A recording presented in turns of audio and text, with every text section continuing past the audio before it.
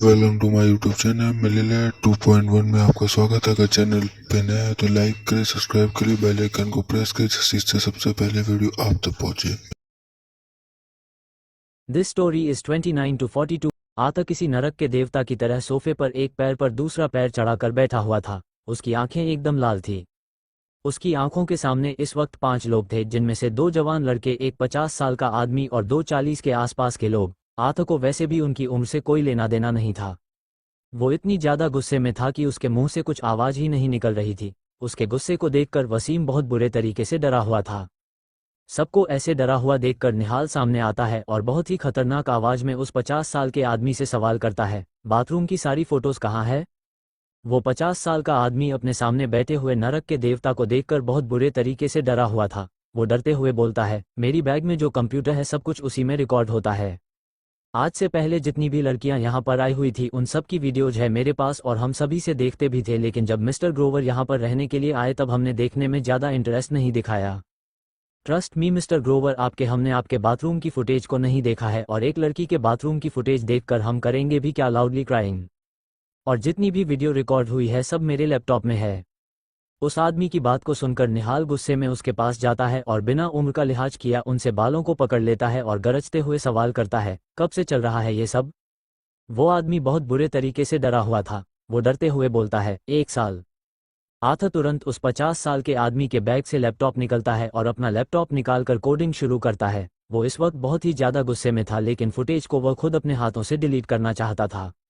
वो नहीं चाहता था कि अगर इसमें खुशी की चीज़ रिकॉर्ड भी हुई हो तब भी कोई भी उसे ज़रा सा भी देखें। वो लगातार लैपटॉप पर अपने हाथ चलाए जा रहा था। लैपटॉप स्क्रीन पूरी ब्लैक और ग्रीन थी।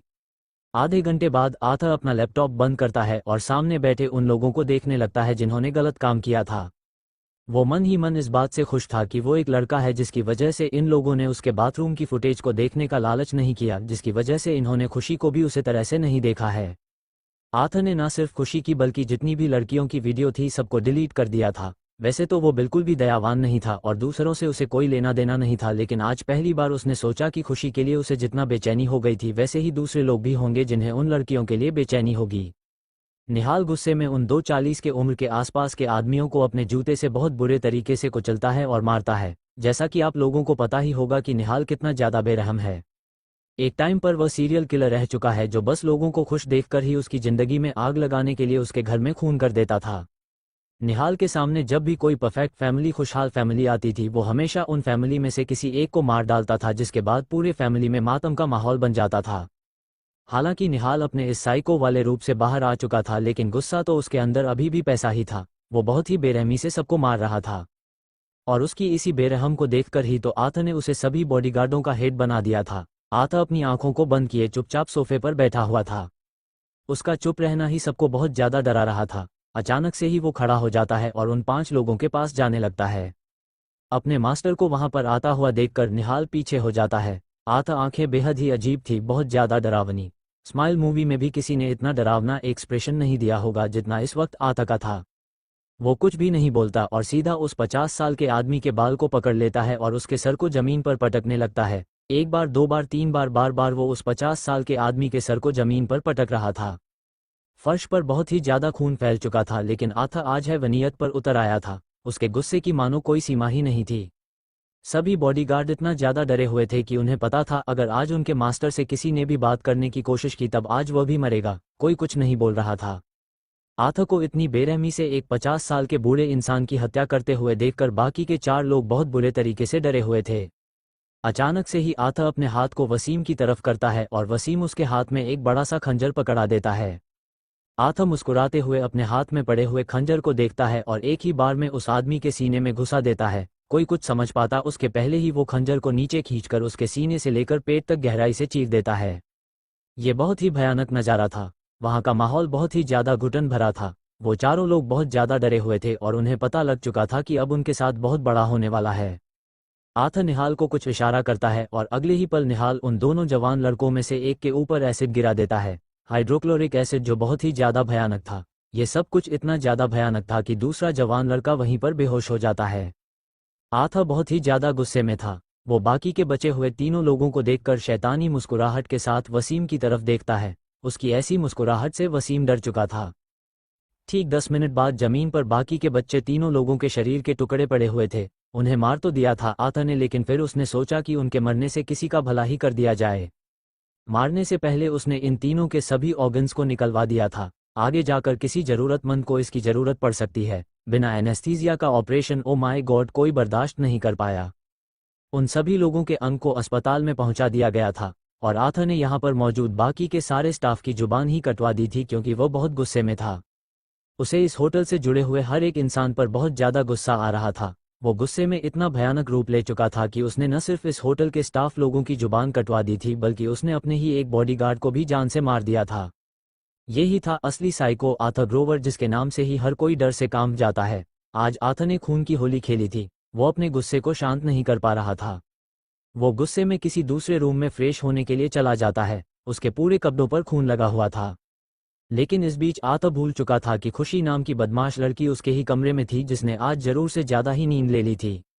वो जल्दी से फ्रेश होकर अपने रूम की तरफ जाता है। खुशी बाहर के खूनी खेल को ना देखे, इसीलिए उसने खुशी को रूम में ही लॉक कर दिया था। वो जैसे ही रूम का दरवाजा खोलना है, एक तकिया सीधे उसके मुंह पर आ लगता है।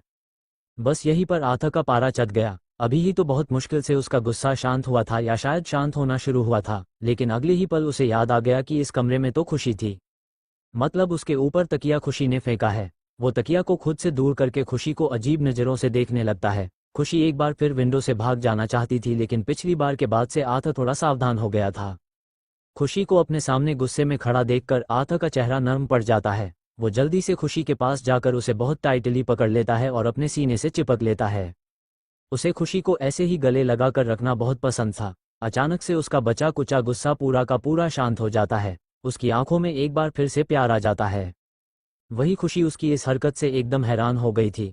उसने खुशी को उठा रखा था। खुशी के पैर जमीन पर थे ही नहीं, वो हवा में लटकी हुई थी और आर्थर से बहुत बुरे तरीके से चिपकी हुई थी। अचानक से ही उसके मन में ख्याल आया कि अगर अर्थ उसे ऐसे ही दबोच कर रखेगा तब उसके मुंह से उसका दिल बाहर निकल जाएगा। उसे ऐसा लग रहा था जैसे वो पूरा का पूरा पिचक जाएगी, वो छोटे से बिल्ली के बच्चे की तरफ आवाजें निकालने वाली। आर्थर बहुत खुश था कि खुशी समझदार लड़की है जो मुसीबत आने से पहले ही उसे भाप जाती है। वो खुशी को जल्दी से जमीन पर उतारता है और उसे ध्यान से देखने लगता है। खुशी अभी भी छोटे से खरगोश की तरह उसके ही बड़े बड़े कपड़ों में डूबी हुई थी। वो दांत पीसते हुए बोलती है, रात हो गई है, 7 बजे बज गए हैं, मुझे घर जाना है। खुशी की बात को सुनकर आर्थर को बिल्कुल अच्छा नहीं लगा। वो अभी और खुशी के साथ बहुत देर रहना चाहता था। खुशी जल्दी से दरवाजे की तरफ जाती है और दरवाजा खोलकर स्टडी रूम में घुस जाती है। आर्थर को समझ में नहीं आया कि खुशी स्टडी रूम में क्यों गई है। वही खुशी स्टडी रूम से अपना बैग लेकर वापस से आर्थर के रूम में आ जाती है और बोलती है, प्लीज आप थोड़ी देर के लिए बाहर जाओ, मैं अपने कपड़े पहनकर आता हूँ। आर्थर की आंखें छोटी हो गई कि क्या इस लड़की के पास अपने कपड़े पहले से ही थे? क्या इस लड़की ने पहले से ही हर मुसीबत को प्रिडिक्ट कर रखा था क्या? और अगर खुशी के पास पहले से ही कपड़े थे तो फिर उसने आर्थर के कपड़े पहने ही क्यों सीधा अपने कपड़े पहनती? फिर अचानक से उसे समझ में आया कि वह हड़बड़ी में नहाने चली गई थी और अपने कपड़े लाने के लिए उसे स्टडी रूम में भी तो जाना पड़ता, और इस बीच वो ऐसे ही बिना कपड़ों की स्टडी रूम में थोड़ी ही जा सकती थी। आर्थर खुशी की समझदारी से हर रोज इम्प्रेस होता जा रहा था। उसकी मन इस लड़की को हमेशा हमेशा के लिए अपने पास रख लेने का कर रहा था। आर्थर बात मान जाता है और चुपचाप वहां से बाहर चला जाता है। उसके जाने के बाद खुशी जल्द से दरवाजा बंद कर लेती है और अपने बैग से एक्स्ट्रा कपड़ों के सेट को बाहर निकालती है। वो अपने बैग में पड़े हुए कुछ स्नैक्स को देखती है और बोलती है, ये स्नैक्स भी अब पुराने हो जाएंगे कुछ दिनों में, इससे पहले इन्हें खाकर बैग में नए स्नैक्स भर लेने चाहिए। क्या पता नेक्स्ट टाइम मैं किसी जंगल में फंस जाऊं, कम से कम मेरे पास खाने के लिए सामान तो होगा। फिर अचानक से उसे ख्याल आता है कि थोड़ी देर पहले उसने बेशक बेवकूफ़ी कर दी थी, लेकिन अब वो बाथरूम में जाकर या फिर रूम में कपड़े नहीं बदल सकती है। क्या ही पता कि कहीं पर कैमरा हो। आर्थर ने कैमरा को हैक करके उसे डिस्ट्रॉय कर दिया था, इसलिए अब वहां पर कुछ भी नहीं है।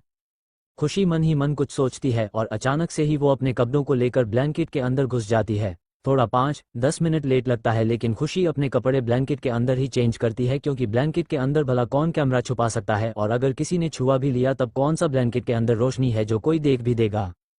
ओवरथिंकर ग्रिन, ओवरथिंकर नहीं, नो माउथ फेस। पहले से ही मुसीबत से बचकर रहना चाहिए और सावधान रहना चाहिए। हर इंसान और हर जानवर को अपनी जिम्मेदारी खुद ही लेनी चाहिए और सिर्फ खुद को प्रोटेक्ट करने पर ध्यान देना चाहिए। अगर हर इंसान खुद से ही खुद को प्रोटेक्ट करना सीख जाएगा तब इस दुनिया में क्राइम होगा ही नहीं। खुशी जैसे चालाक लोग कभी बड़े से बड़े मुसीबत में भी नहीं पड़ते हैं, क्योंकि वह पहले से ही तैयार रहती है। इस दुनिया में हर तरफ बुरे लोग होते हैं और बुराइयां भी होती है, और फिल्मों की तरह कोई हीरो हमें बचाने नहीं आता, या फिर हर तरफ एनिमल लवर्स नहीं होते। हर किसी को खुद को बचाना आना चाहिए। जैसे शेर और बाघ सुरक्षित रहते हैं और बकरी और मुर्गी जैसे जानवरों को खा लिया जाता है। मैं एक हिंदू हूँ, लेकिन उसके बावजूद भी मैं हर जानवरों को एक बराबर मानती हूँ, फिर चाहे गाय हो, बकरी हो, सुअर हो। उम्मीद है आप लोग मेरी बात को समझ रहे होंगे। पहले खुद नॉनवेज खाना छोड़ो, तब दूसरों को ज्ञान दो, और अगर खुद नहीं छोड़ सकते तो दूसरों को मत बोलो नो माउथ फेस। और अगर मेरी बात बुरी लगी हो तो सॉरी। डर लगता है यार, पता नहीं कब किस क्या बुरा। CH30 time loop. खुशी जल्दी से तैयार होकर होटल से बाहर निकल जाती है। आत का ड्राइवर खुशी को खुशी के घर की गली तक छोड़ देता है। खुशी को इस बात का बिल्कुल भी आइडिया नहीं था कि उसके घर के ठीक 2 घर छोड़कर समर भी वहीं पर रेंट ले चुका है। दिन भर आत के साथ रहना और उसके बाद घर पर खुशी की सिक्योरिटी पर ध्यान देना समर का काम बन चुका है। खुशी इन सभी चीजों से अनजान अपने घर में आ जाती है। उसे इतनी देर से आता हुआ देखकर दादी जी परेशान हो जाती है। वो उसके पास जाते हुए बोलती हैं, बेटा आज आपको आने में स्थिति कैसे हो गई? काम का पहला दिन कैसा था? क्या बॉस ने ज्यादा काम करवाया? दादी के सवाल को सुनते ही खुशी का मुंह बन गया। काम के बारे में सोचते ही उसे याद आया कि उसे कितना भयानक लंच करना पड़ा था। हमेशा शाम को पढ़ाई करने वाली खुशी को आज नॉर्मल से दुगना पढ़ना पड़ा था। वो आदमी उससे काम नहीं करवाता बल्कि उसकी जिंदगी की ऐसी की तैसी करता है। आज उसने कितनी देर तक खुशी को रूम में बंद कर दिया था और दरवाजा खोलने के बाद खुशी को पिचकने की कोशिश कर रहा था। खुशी थोड़ा सा बनाकर बोलती है, बॉस ठीक ठाक था, ज्यादा कुछ खास नहीं था, थोड़े थोड़े आसान काम ही करने हैं मुझे, जैसे गैंगस्टर लोगों के चेले होते हैं, बस यूं समझ लीजिए कि मुझे भी बिजनेस की दुनिया में उनका चेला बनकर रहना है। अब कोल्ड स्वेट स्माइल। खुशी की इस डिटेल एक्सप्लेनेशन को सुनकर दादी को कुछ कुछ समझ में आ चुका था कि उसे कौन सी नौकरी मिली है। दादी उसे थोड़ा सा समझते हुए बोलती है, ठीक है बेटा, मन लगाकर काम करना, लेकिन थोड़ा आजकल मोतिहारी का माहौल बिगड़ गया है, आपको ध्यान रखना होगा। आपको पता है अभी आप जिस उम्र में हैं उस उम्र में आपको सिर्फ अपनी पढ़ाई और कम पर ध्यान देना होगा। शादी वादी करने की उम्र तो 22-23 के बाद की है। आपको पता है आज सुबह कुछ बहुत अलग हुआ है। खुशी हैरानी से अपनी दादी की तरफ देखने लगती है, जैसे जानना चाहती हो कि क्या हुआ है। दादी जी उसे बताती हैं, आज मैं रोड साइड गांधी चौक के पास 2 लड़कों को किसी गुंडे ने बहुत बुरे तरीके से मारा है, वह भी खुलेआम। ये जरूरी नहीं है, जरूरी तो ये है कि वहां पर भीड़ भी जमा हो चुकी थी और पुलिस भी आ चुकी थी, लेकिन कोई भी उस अकेले गुंडे को नहीं रोक पा रहा था, क्योंकि वो कोई तो बहुत रईस आदमी है। खुशी इस बात को सुनकर हैरान हो गई थी। दादी की बात को सुनकर ना जाने क्यों उसके दिमाग में आर्त का ख्याल आता है, लेकिन खुशी को आर्त उतना डरावना इंसान नहीं लगता जितना दादी बता रही थी। खुशी ने सोचा कि शायद दादी किसी और के बारे में बात कर रही हो। आज सुबह बेशक उसे 2 गुंडों ने परेशान किया था और हो सकता है अर्थ ने उसे मारा भी होगा और इस मारपीट की खबर भी फैली होगी। खुशी मन ही मन बहुत कंफ्यूज हो गई थी कि जो मारपीट की खबर फैली है वह बहुत ही ज्यादा भयानक और डरावनी है। खुशी मन ही मन सोचती है कि दादी ने जी गुंडे के बारे में बताया, क्या वो अर्थ हो सकता है? लेकिन अपनी ही बात को सोचकर खुशी अपने सर पर चपत लगाते हुए बोलती है, ऐसा नहीं हो सकता, अर्थ तो काफी क्यूट है, वो इतनी भयानक काम कभी नहीं कर सकता। खुशी ने मुश्किल से ही आथ पर 5 मिनट के लिए शक किया था, उसके बाद वो वापस से नॉर्मल हो गई थी। खुशी दादी को रिलैक्स करते हुए बोलती है, अरे मेरी प्यारी दादी माँ, हम बिल्कुल भी टेंशन मत लीजिए, बल्कि आपको टेंशन तो उन गुंडों की लेनी चाहिए क्योंकि उनका सामना मुझे होने वाला है। फिलहाल तो अभी आप मेरे बर्थडे की तैयारी कीजिए, क्योंकि मेरा बर्थडे आने वाला है, ये मेरा 18वां बर्थडे है। इतना बोलते ही खुशी की आंखों में चमक आ जाती है। वो मन ही मन बोलता है, अब मैं मॉम के इस रहस्यमयी ब्रेसलेट को इस्तेमाल कर सकती हूँ। हो ना हो मॉम और डैडी तक पहुंचाने का रास्ता इस ब्रेसलेट से ही होकर गुजरता है। मुझे भी एक टाइम पोर्टल क्रिएट करना ही होगा जिसके जरिए मैं वापस से उस दुनिया में जा सकूं। लेकिन सबसे पहले मुझे अपने डैडी को ढूंढना होगा, ये बात ज़्यादा इम्पोर्टेंट है। मेरे बर्थडे में ज़्यादा दिन बाकी नहीं रह गया है और शायद डैडी के डेथ का समय भी पास आ रहा है। इतनी बेवकूफ़ हूँ मैं कि मैं कभी भी अपने डैडी से उनकी डेथ का डेट पूछ ही नहीं। काश मुझे इस बारे में पता होता। खुशी थोड़ी उदास थी। वो अपने डैडी को यहाँ पर मरता हुआ नहीं देखना चाहती थी, लेकिन वो अपने डैडी से मिलना भी चाहती थी। वो मन ही मन बोलती है, अगर मैंने डैडी को बचा लिया तब मेरे डैडी का उस समय में पुनर्जन्म होता ही नहीं, और जब उनका पुनर्जन्म ही नहीं होगा तब वो मॉम से भी नहीं मिलेंगे, और अगर वो मॉम से नहीं मिली तब जाहिर सी बात है मेरा जन्म होना ही इम्पॉसिबल है। और अगर ऐसे ही लूना कभी जन्म नहीं होगी तब वह 12 साल की भी नहीं होगी, और 12 साल बाद लूना की मौत भी नहीं होगी। और सबसे इम्पोर्टेंट बात, अगर लूना की मौत ही अगर नहीं हुई तब भला वो साल 2024 में कैसे आ पहुंची। जाहिर सी बात है यहाँ पर लूना साल 2024 में नहीं आ पाती, क्योंकि उसका तो जन्म ही नहीं हुआ होता। और अगर लूना का जन्म ही नहीं हुआ है तो फिर लूना साल 2024 में नहीं आई, और अगर लूना साल 2024 में नहीं आई है तो फिर कोई भी उसके डैडी को ट्रेन पर चढ़ने से और मौत से नहीं रोक सकता, और ऐसे में उनकी मौत होगी जरूर। मैं चाह कर भी भविष्य को नहीं बदल सकती, वरना यहाँ पर एक टाइम लूप क्रिएट हो जाएगा। ये सब एक साइकिल की तरह चलता ही रहेगा। मुझे डैडी को मरने देना होगा, लेकिन मैं ऐसा अपनी आंखों से नहीं देख सकती।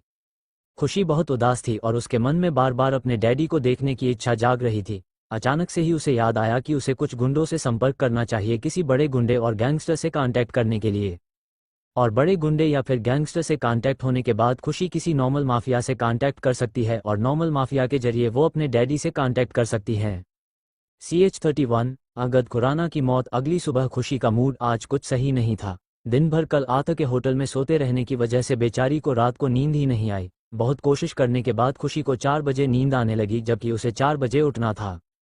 वो अपनी नींद से बहुत ज़्यादा प्यार करती थी। वो अजीब सा मुंह बनाए उठती है और जल्दी से फ्रेश होकर अपने क्लास पढ़ने के लिए चली जाती है। आज क्लास का माहौल थोड़ा सा अलग था। आज कुलदीप सर अभी तक क्लास में नहीं आए हुए थे। बाकी सारे बच्चे आपस में बातें कर रहे थे और क्लास में बहुत शोर मचा हुआ था। अचानक से ही क्लास में समर की एंट्री होती है, जिसे देखकर पूरा क्लास शांत पड़ जाता है। समर पूरे क्लास में बहुत ही ज़्यादा हैंडसम था। उसके गुड लुक्स के चर्चे तो सबसे ज़्यादा न्यूयॉर्क में होते हैं। वो कोई छोटा बच्चा नहीं था, बल्कि 23 साल का अच्छा खासा लड़का था। उसने लंदन की बेस्ट यूनिवर्सिटी से बिजनेस में मास्टर्स किया था। वो इस छोटे से शहर के छोटे से कोचिंग क्लास में भला क्यों ही पढ़ाई पर ध्यान देगा। वो बस चुपचाप यहाँ पर बैठने और खुशी पर नज़र रखने के लिए आया हुआ था। उसने यहाँ पर बैठने के लिए पहले ही कुलदीप सर को डबल पेमेंट कर दी थी, जिसकी वजह से कुलदीप सर उसे नहीं पढ़ाते थे और ना ही उसके ऊपर ध्यान देते थे। उसने डबल पेमेंट सिर्फ वहाँ पर कचरे की तरह पड़े रहने के लिए दिया था। खुशी को इन सभी चीज़ों के बारे में कोई आइडिया नहीं था। वो इस बात को अच्छे से नोटिस कर पा रही थी कि समर का ध्यान पढ़ाई पर बिल्कुल भी नहीं था। खुशी उसे इग्नोर करके अपनी पढ़ाई पर ध्यान देने लगती है। उसकी ही क्लास की एक लड़की जिसका नाम महिमा था, वो समर को पहले ही नज़र से बहुत ज़्यादा लाइक करती थी। उसने इस बात को बहुत अच्छे से नोटिस कर लिया था कि समर का ध्यान ज़्यादातर समय खुशी के ऊपर ही रहता है। वो जलन भरी नज़रों से खुशी को देख रही थी।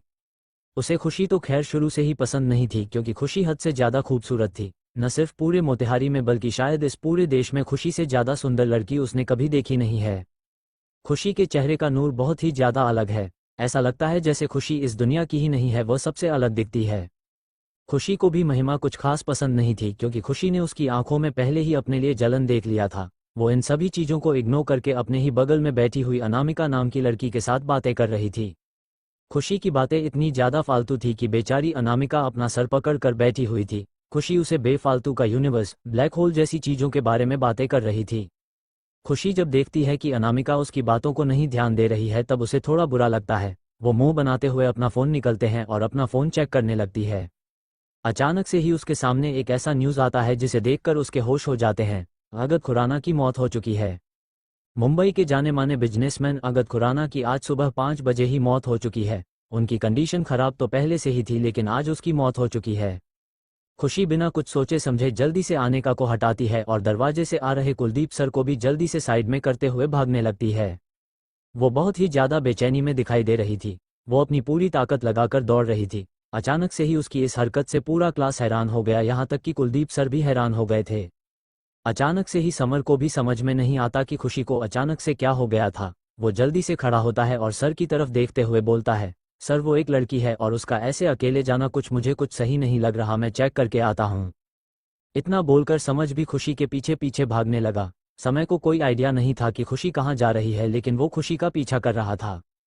वो जल्दी से इस बारे में अपने मास्टर को इन्फॉर्म करता है। तब उसे पता लगता है कि उसके मास्टर यानी कि आर्थर ग्रोवर आज सुबह 6 बजे ही अपने पर्सनल चॉपर से मुंबई के लिए निकल चुका है। समर को अभी तक अगद खुराना की मौत की खबर नहीं मिली हुई थी, जिसकी वजह से उसे समझ में नहीं आया कि आखिर उसके मास्टर इतनी सुबह सुबह मुंबई इतनी अर्जेंटली क्यों गए हैं। वो फिलहाल के लिए अपने मास्टर को साइड में करता है और जल्दी से अपने बाइक को स्टार्ट करते हुए खुशी के सामने आकर खड़ा हो जाता है। दौड़ती हुई खुशी अचानक से ही समर के सामने आ जाने से जल्दी से रुक जाती है। वो बिना किसी परमिशन के महारानी की तरह समर की बाइक पर जाकर बैठ जाती है और उसे ऑर्डर देते हुए बोलती है, जल्दी से रेलवे स्टेशन चलो, जल्दी मतलब जल्दी। समर को कोई आइडिया नहीं था कि खुशी इतना बेचैन क्यों हो गई है, लेकिन वो अपने लेडी बॉस की बात मानता है और बापूधाम मोतिहारी रेलवे स्टेशन की तरफ खुशी को ले जाता है। खुशी बहुत ही ज्यादा बेचैनी के साथ रास्ते को देख रही थी। उसकी धड़कनें बहुत ही ज्यादा बड़ी हुई थी। थोड़ी ही देर में समर खुशी को लेकर बापूधाम मोतिहारी रेलवे स्टेशन पहुंच जाता है।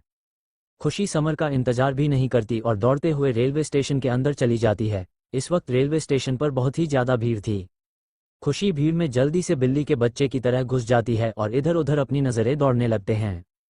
समर को तो समझ में भी नहीं आता कि खुशी कहाँ चली गई। वो तो खुद ही यहाँ की भीड़ को देखकर हैरान रह गया था। वो हमेशा ही आथर के साथ चॉपर से ही इधर उधर जाया करता था। वो भीड़ में खुद भी घुस जाता है, लेकिन उसे दूर दूर तक खुशी कहीं पर भी दिखाई नहीं देती। इतनी जल्दी खुशी कहाँ चली गई उसे कुछ भी समझ में नहीं आ रहा था। वो खुशी को आवाज देने की कोशिश कर रहा था, लेकिन वहां पर नेक्स्ट ट्रेन आने की अनाउंसमेंट हो रही थी, जिसकी वजह से उसकी आवाज भीड़ में और अनाउंसमेंट में दब जा रही थी। समर बहुत ज्यादा ही डर चुका था, क्योंकि अगर खुशी को कुछ भी हुआ तब आथा उसे जिंदा नहीं छोड़ने वाला है। वो इन सभी लोगों को देखकर बहुत ज्यादा गुस्से में आ गया था। उसका मन तो इन सभी को बम से उड़ा देने का कर रहा था, लेकिन वो खुद को ये सोचकर रोक लेता है कि इन्हीं सभी लोगों के बीच में खुशी भी है। वही खुशी स्टेशन से थोड़ा सा आगे चली गई थी और भीड़ में घुसकर किसी को ढूंढने की कोशिश कर रही थी। अचानक से ही उसकी नज़र एक ऐसे इंसान पर पड़ती है जिसे देखकर उसकी धड़कनें बढ़ जाती है। खुशी के चेहरे पर एक बड़ी सी मुस्कुराहट आ जाती है। वो उस इंसान को देखकर थोड़ा सा इमोशनल हो जाती है। CH-32 खुशी और सूरज ने एक दूसरे को देखा। स्टेशन पर एक ट्रेन आ चुकी थी। भीड़ बहुत ही ज्यादा थी। खुशी तो जल्दी से भीड़ में मौजूद सभी लोगों को धक्का देकर साइड कर रही थी और जल्दी जल्दी वहां से जा रही थी। उसके सामने इस वक्त कोई और नहीं बल्कि सूरज था। सूरज यानी कि सूर्यांश। सूर्यांश उसके डैडी लूना के डैडी। खुशी अपने डैडी के चेहरे को बहुत अच्छे से पहचानती थी, क्योंकि 16वीं सदी में उसके डैडी ने अपने साल 2024 वाले लोग की ड्राइंग उसे दिखाई थी। सिर्फ सूरज ही नहीं बल्कि खुशी को सूरज के साथ दो और लोग भी दिखाई देते हैं। वो दोनों ही सूरज के चमचे लग रहे थे, जिसे देखते ही कहीं ना कहीं लूना समझ चुकी थी कि ये लोग पक्का प्रत्युष चाचू और तपिश चाचू है। वो भीड़ में लोगों को धक्का देकर साइड कर रही थी और जल्दी जल्दी सूरज के पास जाने लगी थी। ट्रेन के रुकने की वजह से उसके अंदर से बहुत सारे पैसेंजर बाहर निकल रहे थे और भीड़ बढ़ती ही जा रही थी। ज्यादातर भीड़ गेट के पास थी, लेकिन खुशी गेट वाले एरिया से थोड़ी दूर आ चुकी थी, जबकि समर खुशी को गेट वाले एरिया के पास ही ढूंढ रहा था और भीड़ में फंसा हुआ था। भीड़ में ही खुशी बार बार अपने हाथ को दिखाकर सूरज को अपनी तरफ देखने का इशारा कर रही थी, लेकिन सूरज का ध्यान एक बार भी खुशी की तरफ नहीं गया था। वो जल्दी जल्दी भीड़ को तोड़कर सूरज के पास पहुंचने की कोशिश करती है। अचानक से ही एक ही जगह पर खड़ा हुआ सूरज अब जल्दी से जाकर ट्रेन पर चढ़ने लगता है। सूरज को ऐसे ट्रेन पर चढ़ते हुए देखकर खुशी की धड़कन रुक जाती है। वो अपने डैडी को ऐसे जाने नहीं दे सकती थी। वो एक बार भी अपने डैडी से मिली भी नहीं थी। वो जल्दी जल्दी भीड़ से निकलकर ट्रेन के पास जाने की पूरी कोशिश कर रही थी। उसे यहाँ पर मौजूद हर एक इंसान पर बहुत तेज गुस्सा आ रहा था। वो कितना ज्यादा गुस्से में थी कि यहाँ पर मौजूद हर एक इंसान को धक्का देकर गिरा रही थी और जल्दी जल्दी जा रही थी। वही ट्रेन पर चढ़ रहे सूरज की भी धड़कनें बढ़ चुकी थी और अब भीड़ भी कम होने लगी थी। सूरज को ऐसा महसूस हो रहा था जैसे कोई है जो उसे बुला रहा है, जैसे कोई है आसपास जो उसे यहाँ से जाने नहीं देना चाहता। वो ट्रेन की गेट पर ही खड़े होकर एक नज़र पीछे घूमकर देखता है, जहाँ पर उसे एक 18 साल की लड़की दिखाई देती है जो उसकी तरफ ही टेंशन भरी नज़रों से देख रही थी। उस छोटी सी लड़की को देखकर सूरज के दिल की धड़कन रुक जाती है। उसे पता नहीं क्यों इस लड़की को देखकर कुछ तो महसूस हो रहा था। वो नहीं जानता था क्यों, लेकिन खुशी को देखते वक्त उसके चेहरे पर एक अजीब सी मुस्कुराहट आ गई थी। जो खालीपन सूरज को अपने दिल में हमेशा से महसूस होता था, वो मानव एक पल के लिए खत्म सा हो गया था। एक तेज हॉर्न के साथ ट्रेन स्टार्ट हो चुकी थी। खुशी का माइंड एकदम ब्लैंक हो गया। वो अपने आंखों में मोटे मोटे आंसू लिए सूरज को बार बार अपना सर हिलाकर ना का इशारा कर रही थी। वो बार बार सूरज को नहीं जाने के लिए बोल रही थी। वो जानती थी कि आज उसके डैडी की मौत होने वाली है। उसका दिल दर्द से तड़प गया था। वो सब कुछ भूलकर बार बार सूरज को न जाने का इशारा कर रही थी। कहीं ना कहीं सूरज भी सब कुछ समझ रहा था, लेकिन फिर भी वो इमोशंस में बहकर रुकने की गलती नहीं कर रहा था। खुशी से उसे बहुत अपनापन महसूस हो रहा था। वो मुस्कुराते हुए खुशी को बाई का इशारा करता है और अपने नम हो चुके हैं आंखों को छुपाने की कोशिश करने लगता है। अब धीरे धीरे ट्रेन की रफ्तार तेज हो चुकी थी और खुशी और सूरज के बीच का फासला भी बढ़ता जा रहा था। खुशी नहीं रोक पाई, वो अपने डैडी को नहीं रोक पाई। अचानक से ही खुशी को एक ख्याल आता है और वो अपने हाथ में पहने हुए ब्रेसलेट को जल्दी से निकाल देती है और पूरी ताकत के साथ सूरज के सामान में फेंक देती है। सूरज अपनी आंखों की नमी को छुपाने के लिए दूसरी तरफ देखने लगा था, जिसकी वजह से उसने इस चीज पर बिल्कुल भी ध्यान नहीं दिया कि एक उड़ता हुआ ब्रेसलेट आकर सीधा उसके कंधे पर टंगे हुए बैग के पॉकेट में गिर जाता है। खुशी की धड़कनें बहुत ज़्यादा बढ़ी हुई थी। खुशी की आंखों में बहुत ही ज़्यादा आंसू थे और उसके आंसू सूरज को दर्द पहुंच रहे थे। कुछ सेकंड्स की ही मुलाकात में सूरज के लिए खुशी बहुत ज़्यादा इंपॉर्टेंट सी लगने लगी थी। वो यहाँ रुककर खुशी से बात करना चाहता था, लेकिन इस वक्त उसका मुंबई जाना जरूरी था। आगत खुराना की मौत कोई कोइंसिडेंट नहीं था। आगत खुराना को प्रॉपर प्लानिंग के साथ मारा गया है, जिसकी इन्वेस्टिगेशन करनी थी सूरज को। लेकिन उसे क्या पता था कि आज का उसका ये सफ़र उसकी ज़िंदगी का आखिरी सफ़र होने वाला है। सूरज को नहीं पता था, लेकिन खुशी सब कुछ जानती थी, जिसकी वजह से उसके आंसू रुक ही नहीं रहे थे। खुशी वैसे ही ज़मीन पर गिर गई और ट्रेन अपने दिशा में आगे बढ़ गया। वो ज़मीन पर घुटनों के बल बैठकर अपने आंसू को रोकने की पूरी कोशिश कर रही थी, लेकिन उसके बावजूद भी वो हल्का हल्का रो ही दे रही थी। अचानक से ही उसे अपने डैडी ही कही हुई बहुत सारी बातें याद आती है। उसके डैडी ने उसे एक बार कहा था कि उन्होंने ट्रेन पर चढ़ने से पहले एक बार एक छोटी सी लड़की को देखा था। एक बहुत ही क्यूट और प्यारी सी 16-17 साल की लड़की ने उन्हें ट्रेन पर चढ़ने से रोकने की कोशिश की थी, जैसे उस लड़की को पता हो कि ट्रेन का एक्सीडेंट होने वाला है। हालांकि खुशी जानती थी कि इस ट्रेन का एक्सीडेंट नहीं होगा, बल्कि उसके डैडी पटना में जाकर ट्रेन बदलने वाले हैं और उसी ट्रेन का एक्सीडेंट वेस्ट बंगाल में जाकर होगा।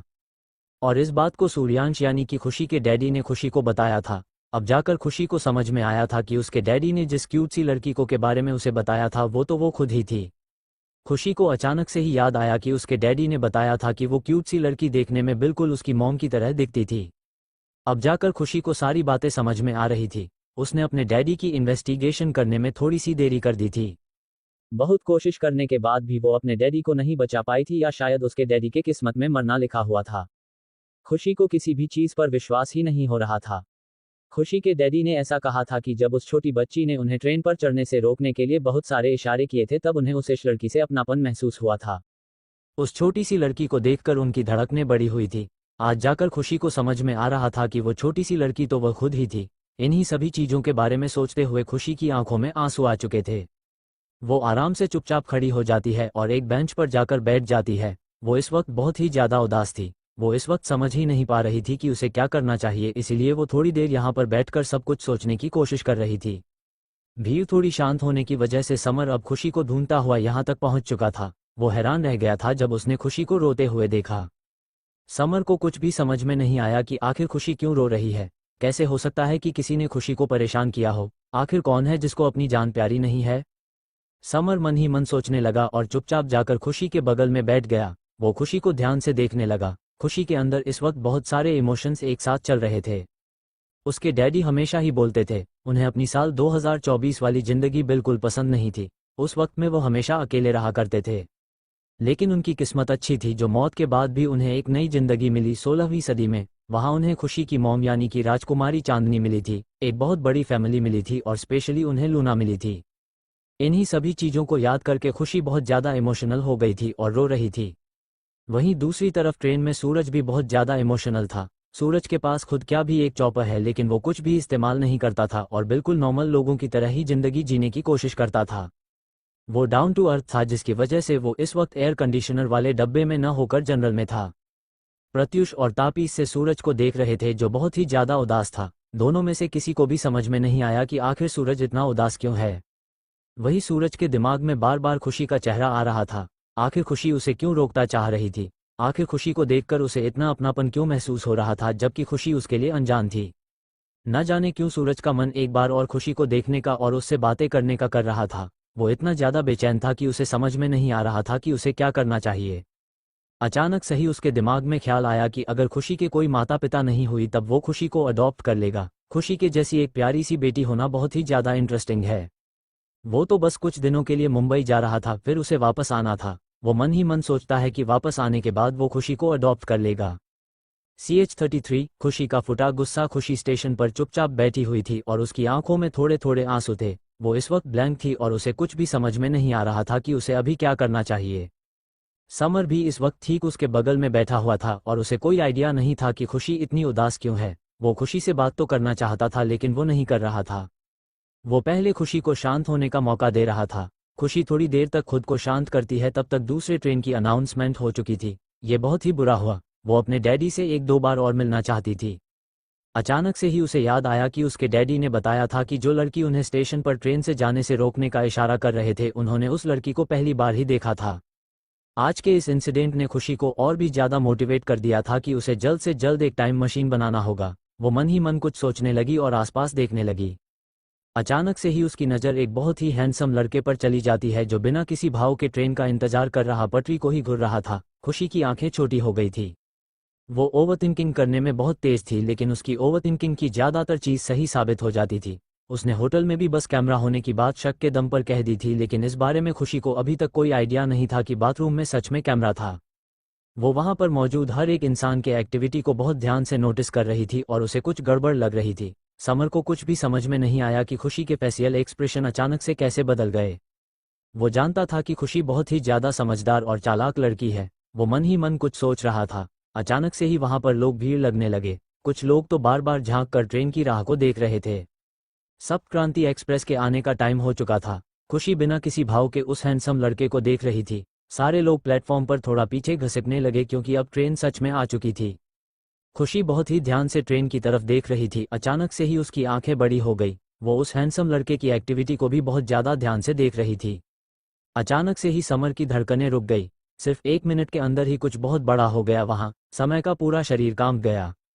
जैसे ही ट्रेन बहुत ज़्यादा पास आ गई थी, वो हैंडसम लड़का तुरंत ही एक्टिव हो जाता है और आगे बढ़ने लगता है। खुशी उसकी बॉडी की एक्टिविटी को देखकर ही बहुत कुछ समझ चुकी थी। जैसे ही वो लड़का जल्दी से दौड़कर आगे बढ़ने लगा, खुशी भी उठकर दौड़ पड़ी उसके पीछे। ट्रेन बहुत ही ज़्यादा पास आ चुकी थी और वो लड़का तुरंत सामने कूदने वाला था, लेकिन उसका एक पर ही आगे बढ़ा था और वह दूसरा पर उठते ही वाला था। उसके पहले ही एक झटके के साथ खुशी जल्दी से आती है और उसे पीछे खींच लेती है। ये सारी चीज़ बहुत ही जल्दी हुई थी, जिसे समझने में ही लोगों को कुछ वक्त लग गया। समर की तो धड़कने ही रुक गई थी। उसे एक पल के लिए ऐसा लगा जैसे खुशी खुद ही ट्रेन के सामने कूदना चाहती थी। जब उसने खुशी को ऐसे दौड़ते हुए देखा था तब वो कांप गया था। उस हैंडसम लड़के का एक पैर आगे बढ़ चुका था और दूसरा पैर उठना ही वाला था। वो तो अच्छा था कि खुशी उसकी एक्टिविटी पर बहुत ज़्यादा ध्यान दे रही थी, क्योंकि उसे उसके फेशियल एक्सप्रेशन कुछ सही नहीं लग रहे थे। उस लड़के का आगे वाला पैर बहुत ही हल्का सा ट्रेन से टकरा चुका था। खुशी ने उस लड़के के हाथ को पकड़कर उसे बहुत जोर से पीछे की तरफ खींचा था। खुशी की खुद की धड़कनें भी बहुत ज़्यादा बड़ी हुई थी। वो लड़का जमीन पर गिर गया और खुशी भी ठीक उसके ऊपर ही गिर गई। वहां पर अचानक से ही हड़कंप मच गया, क्योंकि इस हैंडसम लड़के ने सुसाइड करने की कोशिश की थी। वो लड़का ट्रेन के नीचे आकर मारना चाहता था। खुशी की धड़कनें बहुत ज़्यादा बड़ी हुई थी। उसे डर लग रहा था। वो कितनी भी बहादुर क्यों न बन जाए, वह अभी 17 साल की ही बच्ची थी। ऐसी चीज़ को देखकर वह डर गई थी। थोड़ी देर तक सब खामोश रह गए थे। अचानक से ही उसे पूरे भीड़ में सन्नाटा छा गया था। बहुत सारे लोग तो ट्रेन की तरफ देखना भी भूल चुके थे और लगातार अपने सामने के नज़ारे को देख रहे थे। कुछ लोग तो खुशी और उस हैंडसम लड़के की तस्वीर भी लेने लग गए थे। खुशी अचानक से ही अपने होश संभालती है और जल्दी से उठकर बैठ जाती हैं। वो लड़का भी अचानक से ही अपने सेंस में आ जाता है और उठकर बैठता है। अभी कोई कुछ भी समझता या करता उसके पहले ही खुशी गुस्से में आकर एक झन्नाटेदार थप्पड़ उस लड़के को मारती है। गुस्से की वजह से खुशी का पूरा चेहरा लाल पड़ गया था। वो अभी छोटी बच्ची थी, उसके बाद वजूद भी उसने बहुत बहादुरी दिखा दी थी। वो इतना ज़्यादा डर गई थी कि उसे बहुत ज़्यादा गुस्सा आ रहा था। वो एक और जोरदार थप्पड़ उसे मरती है और फिर दांत पीसते हुए उसके बाल को पकड़ लेती है और बोलती है, तुम्हारी हिम्मत कैसे हुई ऐसा करने की। डर की वजह से खुशी की सांस फूल रही थी और उसे कुछ बोलते नहीं बन रहा था। वो बहुत डर रही थी और पैनिक कर रही थी। उसे ऐसे देखकर समझ चुका था कि खुशी थोड़ा डर रही है। जाहिर सी बात है, अगर खुशी अभी नहीं उसे बचाती तब आज यहाँ पर एक बहुत बड़ा हादसा हो जाता। एक इतना भयानक हादसा जिसे देखने के बाद खुशी ना ढंग से जी पाती और ना सो पाती। ये भयानक मंजर उस छोटी सी लड़की के दिमाग में एक नाइटमेयर की तरह बन जाता जो उसे हमेशा डराता। और जैसा कि मैंने पहले ही बताया था, खुशी को मरने से बहुत डर लगता है। अपनी मॉम और डैड के मर्डर को देखने के बाद उसके मन में मौत का एक अलग ही खौफ पैदा हो चुका था। वो नहीं खुद मरना चाहती है और ना ही अपने सामने किसी और को भी मारता हुआ देखना चाहती है। यहाँ तक कि खुशी को खुद भी कोई आइडिया नहीं था कि उसे मौत से डर लगने लगा था, लेकिन उसके इस दुनिया वाले अभिषेक डैडी के मौत के बाद वो इतना ज़्यादा पैनिक कर गई थी कि उसे 2 दिन तक अस्पताल में एडमिट रहना पड़ गया। और फिर डॉक्टर ने बताया था कि उसे मौत से डर लगता है। कुछ चीज़ ऐसी होती है जिससे हमें डर लगता है और खुशी को मौत से बहुत ज़्यादा डर लगता है। आज उसकी ही आंखों के सामने एक लड़का अपने आप को मारने वाला था। खुशी का गुस्सा तो जैसे शांत होने का नाम ही नहीं ले रहा था। उसके डैडी एक अच्छी जिंदगी डिजर्व करते थे, उसके बावजूद भी उन्हें आज मौत मिलने वाली है जिसके लिए वो मजबूर है। लेकिन यहाँ पर ये लड़का बेफालतू में ही मरने की कोशिश कर रहा है। खुशी को इस लड़के पर इतना ज़्यादा गुस्सा आ रहा था कि वह खुद इसे अपने हाथ से ही मार डालती, लेकिन जाहिर सी बात है उसे मारने से डर लगता है। क्या होगा जब उसे आर्थ के दूसरे साइड के बारे में पता लगेगा। ग्रिन वो लड़का खुशी के हाथ से 2 थप्पड़ खाने के बाद पूरे तरीके से अपने सेंस में वापस आ चुका था और अपने बाल को ऐसे खींचे जाने की वजह से उसे दर्द हो रहा था। वो खुशी को डांट कर उसे दूर फेंकना चाहता था, लेकिन वो देख पा रहा था कि खुशी बहुत ज़्यादा डरी हुई है और पैनिक कर रही है। वो कुछ नहीं बोलता और चुपचाप सब कुछ बर्दाश्त करने लगता है। खुशी अपने दांत पीसते हुए बोलती है, जाकर कुछ ऐसा काम करो पहले, इसके बाद तुम अपने माँ बाप की नज़रों में गिर जाओ, तुम्हारे परिवार तुमसे नफरत करने लगे और तुम्हारे मरने जीने से किसी को कोई फर्क ना पड़े, तब जाकर ऐसी हरकत करने की कोशिश करना। तुम्हारी मौत की वजह से तुम्हारे घर वाले कितने बड़े सदमे में चले जाएंगे, क्या तुम्हें इस बात का अंदाजा भी है? पाउटिंग। और अगर तुम्हें सच में सुसाइड ही करना था तो फिर ऐसी जगह क्यों नहीं गए जहां पर कोई नहीं होता?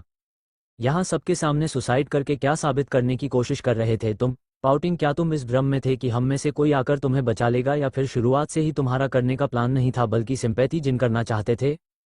हालांकि खुशी जानती थी कि यह लड़का सच में मरने ही जाने वाला था और उसके नहीं रुकने पर वह सच में मर ही जाता, लेकिन फिर भी खुशी गुस्से में कुछ भी बोल रही थी जिसे वहां पर मौजूद हर एक इंसान बहुत अच्छे से समझ रहा था।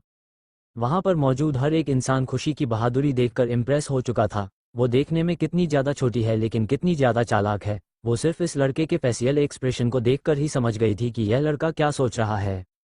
यहाँ पर बहुत सारे ऐसे लोग हैं जो बिना किसी भाव के चुपचाप ट्रेन का इंतजार कर रहे थे, लेकिन वो इस लड़के के इंटेंशन को इसके चेहरे से पढ़ने में कामयाब हो गई थे।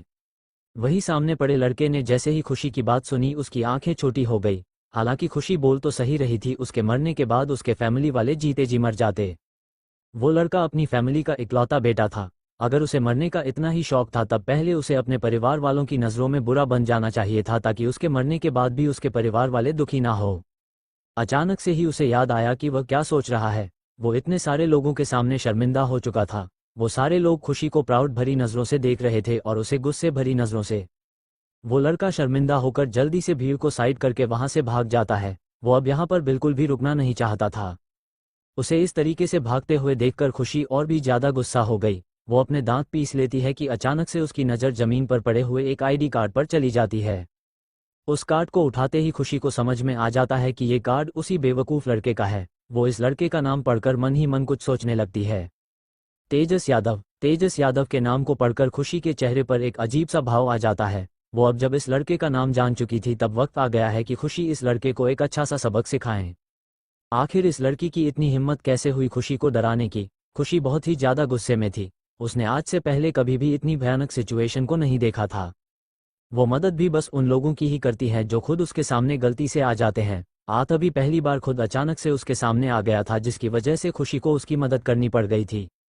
समर जल्दी से जाकर खुशी को खड़ा करता है और उसके बालों में हाथ फेरने लगता है। वो समझ गया था कि खुशी बहुत ज़्यादा डरी हुई है और उसे शांत करने के लिए कुछ करना बहुत ज़रूरी है।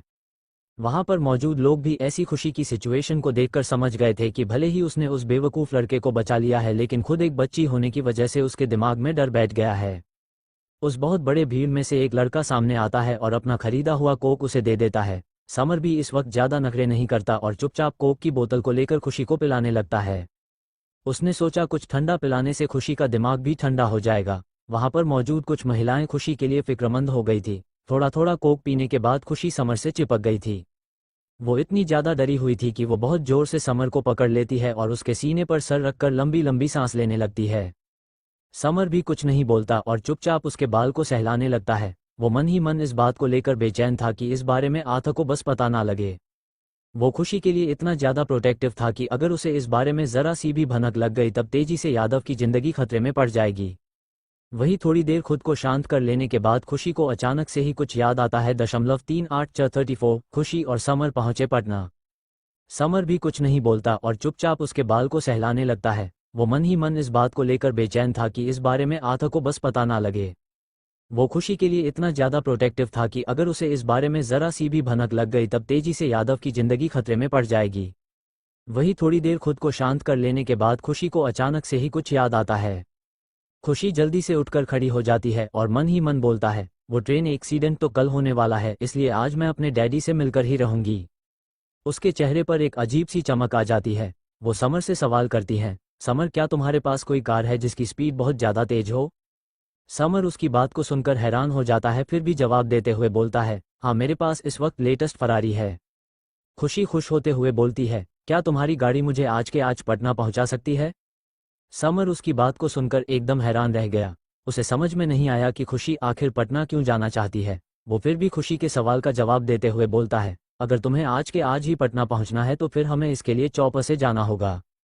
समर की बात को सुनकर खुशी हैरान हो जाते हैं। वो समर को ऊपर से लेकर नीचे तक देखती है और बोलती है, तुम क्या कोई अंबानी फैमिली के रिश्तेदार हो? खुशी की बात को सुनकर समर का मुंह बन जाता है। वो थोड़ा अकड़ते हुए बोलता है, हमारे बॉस यानी कि आर्थर ग्रोवर एक बहुत ही बड़े बिजनेसमैन है और उनके पास बहुत सारे चौपर हैं। खुशी की आंखें बड़ी हो जाती है क्योंकि उसे अभी तक इस बारे में कोई आइडिया ही नहीं था। फिर भी कुछ इस बात पर ज़्यादा ध्यान नहीं देती क्योंकि वह आर्थर को एक नॉर्मल अमीर इंसान समझ लेती है। वो समर को जल्दी से बोलती है, समर प्लीज़ जितना जल्दी हो सके उतना जल्दी मुझे पटना लेकर चलो। समर उसके हाथ को पकड़ लेता है और दोनों जल्दी जल्दी दौड़कर रेलवे स्टेशन से बाहर निकल जाते हैं और समर की बाइक पर सवार होकर दोनों मोतिहारी के हवाई अड्डे के पास चले जाते हैं। बाइक चलाते वक्त समर खुशी से सवाल करता है, तुम्हारे घर वाले तुम्हें ढूंढने की कोशिश करेंगे तब तुम क्या करोगी? खुशी डेविल स्माइल के साथ बोलती है, मैंने अपने घर में पहले ही सबको मैसेज करके बता दिया है कि मेरी एक खास फ्रेंड की दादी की डेथ हो गई है और मुझे उसके पास उसे संभालने के लिए जाना होगा।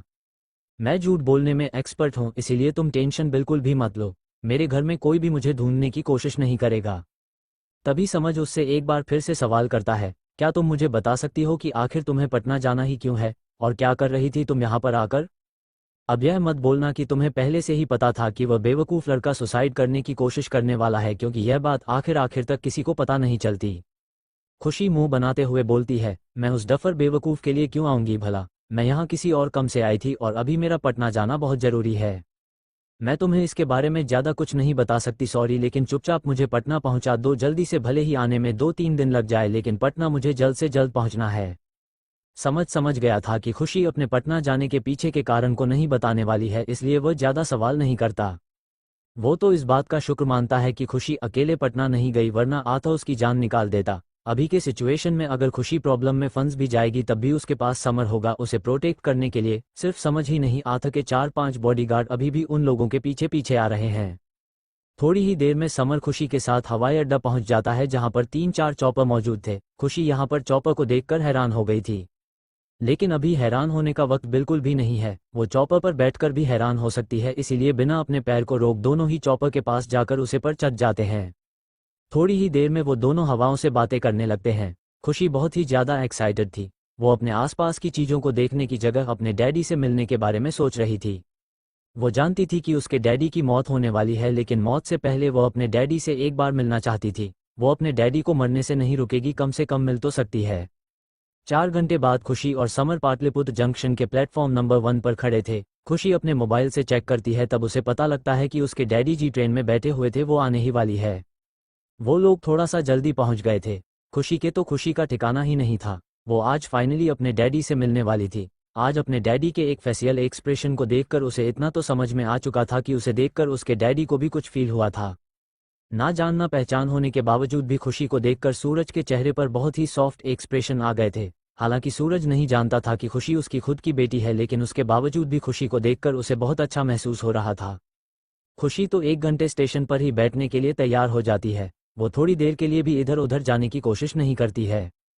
समर को अब तक की सिचुएशन को देखकर इतना तो समझ में आ चुका था कि कोई है जिससे खुशी मिलना चाहती है, कोई है जिसे खुशी देखना चाहती है। इंतजार करते करते 1 घंटा बीत जाता है, लेकिन ट्रेन अभी भी नहीं आई थी। खुशी अब बोर हो चुकी थी, लेकिन वो फिर भी अपनी जगह से हिलने की बिल्कुल भी कोशिश नहीं करती। समर को तो कुछ भी समझ में ही नहीं आ रहा था। वो खुशी की हर एक इन्फॉर्मेशन आथा को दे रहा था। वहीं दूसरी तरफ मुंबई का पवन हंस शमशान घाट, जहां पर इस वक्त एक चिता तैयार हो रही थी, उसके थोड़ी ही दूरी पर एक काले कपड़े पहना हुआ बॉडीगार्ड अपने हाथ में फ़ोन लेकर सब कुछ किसी को वीडियो कॉल के जरिए दिख रहा था। एक होटल रूम में बैठा हुआ आर्थर और सब कुछ बहुत ध्यान से देख रहा था। अगत खुराना, जो कि मुंबई का एक बहुत ही नामी बिजनेसमैन था, उसकी अचानक से ही मौत हो जाना बहुत बड़ी सनसनीखेज खबर थी। आर्थर को वैसे तो इन सब चीज़ों से कोई लेना देना नहीं था, लेकिन फिर भी उसे ये सब थोड़ा मिस्टीरियस लग रहा था। हाँ, अंदर खुराना की कंडीशन थोड़ी ज़्यादा खराब थी, लेकिन उसकी मौत हो जाना इतनी भी ज़्यादा खराब रही थी। आर्थर जानता था कि उसका सबसे बड़ा बिजनेस राइवल, जो लंदन में उसका जीना मुश्किल करने का कोई मौका नहीं छोड़ता था, वो इस वक्त मुंबई में ही है। आर्थर ने अगत खुराना की कंपनी के 10% शेयर को खरीद लिया था और उनके बिजनेस में थोड़ी बहुत हेल्प भी करता था, क्योंकि वो बहुत ही अच्छी खासी चैरिटी करते थे। लेकिन अचानक से ही एक दिन उनके ऊपर जानलेवा हमला होना और नॉर्मल कंडीशन होने के बावजूद भी अचानक से ही उनकी मौत हो जाना आर्थर को बिल्कुल भी हजम नहीं हो रहा था। वो शमशान घाट को ध्यान से देख रहा था और वहां पर मौजूद हर एक इंसान के फेशियल एक्सप्रेशन को बहुत अच्छे से नोटिस कर रहा था। अचानक से ही उसकी नज़र बहुत दूरी पर एक टूटे फूटे दीवार के पीछे छुपी हुई एक परछाई पर चली जाती है। आर्थर की आंखें सर्द हो जाती है और वो अपने आदमियों को कुछ इंस्ट्रक्शन देता है। इंस्ट्रक्शन देने के बाद आर्थर अपने कॉल को कट कर देता है और अपने सामने खड़े लड़के को देखते हुए बोलता है, उस बस्टर्ड का यहाँ पर आना मुझे कुछ सही नहीं लग रहा। वो इंडिया से नफरत करता था और उसकी इंडिया के लिए इतनी ज़्यादा थी कि वो इंडिया में आतंकवाद करने से बाज नहीं आएगा। हमें सतर्क रहने की ज़रूरत है। फ्लाइट, ट्रेन, शॉपिंग मॉल, हर भीड़ वाली जगहों पर सिक्योरिटी बढ़ाने के लिए हर राज्य के चीफ मिनिस्टर तक ऑर्डर पहुंचा दो, या फिर मैं तो कहता हूं किसी भीड़ वाली जगह पर एक छोटा सा ब्लास्ट करवा दो जिससे किसी को भी नुकसान न पहुंचे लेकिन डर सबके मन में आ जाए। कम से कम इस छोटे से ब्लास्ट की वजह से लोगों का ध्यान इस चीज़ पर आ जाएगा और लोग चौक करने हो जाएंगे और यहाँ की पुलिस एक्टिव हो जाएगी। आर्थर के सामने इस वक्त कोई और नहीं बल्कि अमर्त्य था, जो फाइनली अफ्रीका से वापस आ चुका था। बेचारी का चेहरा पूरा काला पड़ चुका था और उसको बहुत ही ज़्यादा टैनिंग हुई थी। अमर्त्य आर्थर की बात को बहुत ही ज़्यादा सीरियसली सुनता है और फिर बोलता है, आप बिल्कुल भी फिक्र मत कीजिए, मैं तुरंत सबको अलर्ट करता हूँ। इतना बोलकर अमर्त्य वहाँ से चला जाता है और फिर आर्थर बिना किसी भाव के सीलिंग को घूरने लगता है। वो तुरंत अपना फ़ोन उठाकर उसमें खुशी की एक बहुत ही क्यूट सी पिक्चर को देखने लगता है। उसे अभी बहुत बेचैनी हो रही थी। वो अभी इसी वक्त खुशी को देखना चाहता था। वो खुशी की फोटोज देख ही रहा था कि अचानक से ही वो नोटिस करता है कि समर ने उसके पास बहुत सारे मैसेज भेजे हैं। वो बिना किसी भाव के समर के मैसेज को ओपन करता है और जैसे जैसे उसके द्वारा भेजे गए मैसेज को पढ़ना जाता है उसकी आंखें छोटी होने लगती है। गुस्से में आर्थर अपने दांत को पीस लेता है। CH-35 एक रहस्यमयी घटना। पाटलिपुत्र जंक्शन रेलवे स्टेशन पर बैठी बैठी खुशी बोर हो गई थी, लेकिन तभी उसकी डैडी वाले ट्रेन के आने की अनाउंसमेंट हो जाती है। इस आवाज़ को सुनकर खुशी बहुत सारा एक्साइटेड हो गई थी। फाइनली वो अपने डैडी से मिलने वाली है। उसकी खुशी तो मानो 7वें आसमान पर चली गई थी। ज़्यादा वक्त भी नहीं लगता और 15 मिनट के अंदर ही ट्रेन आ भी जाती है। खुशी जल्दी से खड़ी हो जाती है और स्टेशन से बाहर निकलने वाले दरवाजे की तरफ जाकर खड़ी हो जाती है। वो आज किसी भी कीमत पर सूरज से मिलकर ही रहने वाली थी। उसने जब से इस चीज़ को नोटिस किया था कि खुशी को देखने के बाद सूरज को भी उसकी तरह कुछ महसूस हुआ था, तब से खुशी एक बार तो सूरज से मिलने के लिए बेचैन ही हो गई थी। ट्रेन के रुकते ही भीड़ ज़रूरत से ज़्यादा बढ़ गई। समर ने बहुत अच्छे से खुशी को प्रोटेक्ट किया हुआ था और उसको दीवार से लगाकर उसके सामने अपनी पीठ करके बहुत ही प्रोटेक्टिव तरीके से खड़ा था। खुशी उसके पीछे से हल्का हल्का मुंडी को बाहर निकालकर सूरज को देखने की कोशिश कर रही थी। भीड़ बहुत ज़्यादा थी, इसीलिए सूरज को वहां से निकलने में 10 मिनट लगते हैं। सूरज के चेहरे पर थोड़े उदासी के भाव थे, जो प्रत्युष और तपिश के साथ ट्रेन से बाहर निकल चुका था और दरवाजे की तरफ जाने के वक्त जगह वो कहीं और ही जाने लगा था। सूरज को कहीं और जाते हुए देखकर खुशी की आंखें छोटी हो गई और अचानक से ही उसे याद आया कि सूरज को यहाँ से बाहर नहीं जाना बल्कि दूसरे ट्रेन का इंतजार करना था। खुशी अपना सर पीट लेती है और समर को लेकर वेटिंग एरिया की तरफ जाने लगती है। समर को कुछ भी समझ में ही नहीं आ रहा था कि खुशी आखिर करना क्या चाह रही है। समर ऐसे ही खुशी को लेकर वेटिंग एरिया के अंदर पहुंचता है। उसकी नज़र सूरज और गैंग पर चली जाती है। खुशी भी अपने सामने सूरज को देखकर इमोशनल हो जाती है। प्रत्युष और तपिश ने खुशी को अभी तक नोटिस नहीं किया हुआ था, इसीलिए उन लोगों का फेशियल एक्सप्रेशन बिल्कुल नॉर्मल था, लेकिन जैसे ही सूरज की नज़र खुशी पर जाती है उसकी धड़कन बढ़ जाती है। वो खुशी को यहाँ पर देखकर हैरान हो गया था, क्योंकि उसने थोड़े वक्त पहले ही खुशी को बापूधाम मोतिहारी रेलवे स्टेशन पर देखा था और अब खुशी पटना में क्या कर रही है। क्या ऐसा हो सकता है कि खुशी उसका पीछा कर रही हो? वो खुशी को पहचानता तो नहीं था, लेकिन एक स्ट्रांग कनेक्शन उसे खुशी से फील हो रही थी। खुशी समर के हाथ को छोड़ देती है और बिना किसी परवाह के दौड़कर सूरज के पास जाती है और उसे टाइटली हग कर लेती है। उसकी इस हरकत पर सूरज हैरान हो जाता है।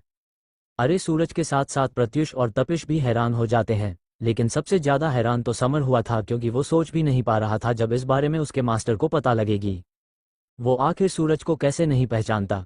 इंडिया में अपनी पकड़ को स्ट्रांग करने के लिए आर्थर की मदद तो सूरज भी कर रहा था। हालांकि अर्थ नहीं जानता था कि सूरज क्यों उसकी मदद कर रहा है, क्योंकि नॉर्मली उसकी जगह अगर कोई भी होता तब उसकी ऐसी मदद नहीं करता।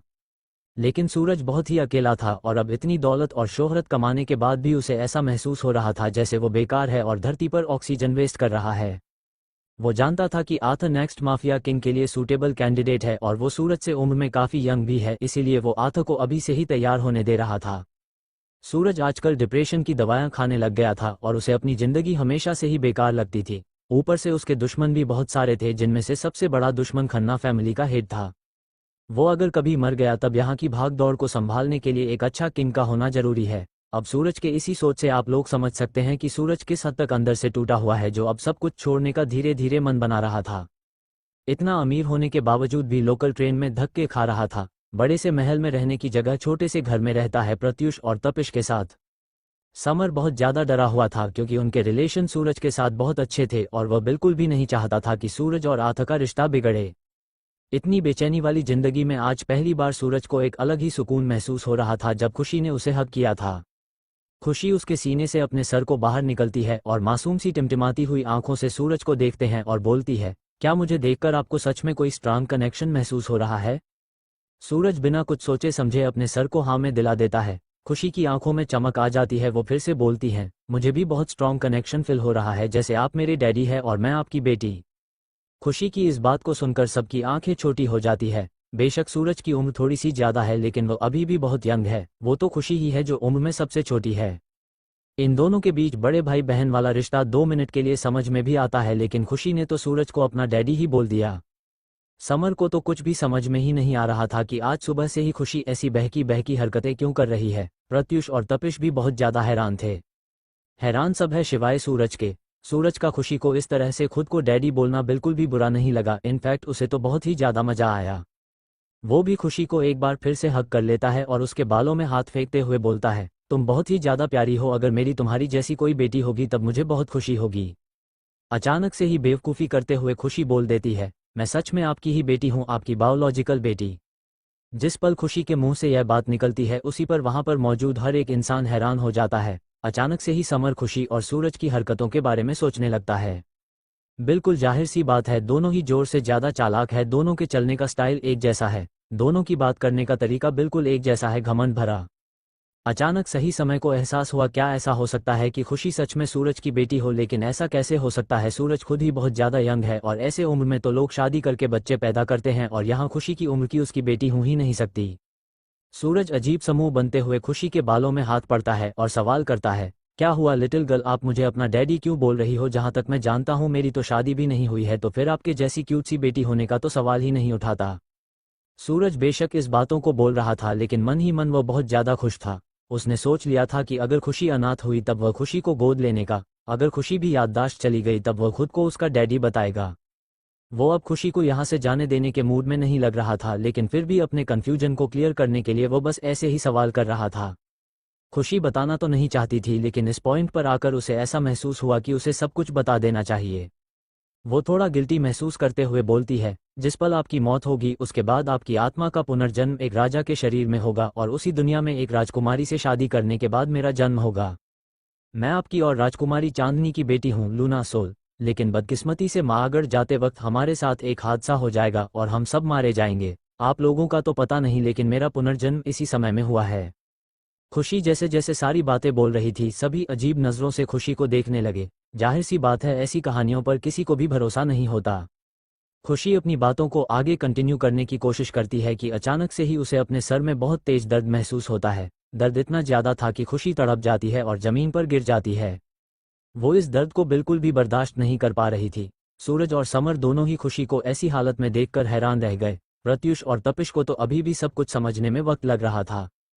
सूरज जैसे ही खुशी के पास उसे पकड़ने के लिए जाता है अचानक से ही उसे कट का एक तेज झटका लगता है और वह दूर जाकर गिरता है। डरा हुआ समर भी जल्दी से खुशी के पास जाने लगता है लेकिन उसका भी वही हाल होता है जो अभी थोड़ी देर पहले सूरज का हुआ था। पूरे स्टेशन पर हड़कंप मच गया क्योंकि खुशी के चारों तरफ एक अजीब सी नीली रंग की रोशनी चमकने लगी। वो रोशनी बहुत ही ज्यादा रहस्यमयी दिखाई दे रही थी।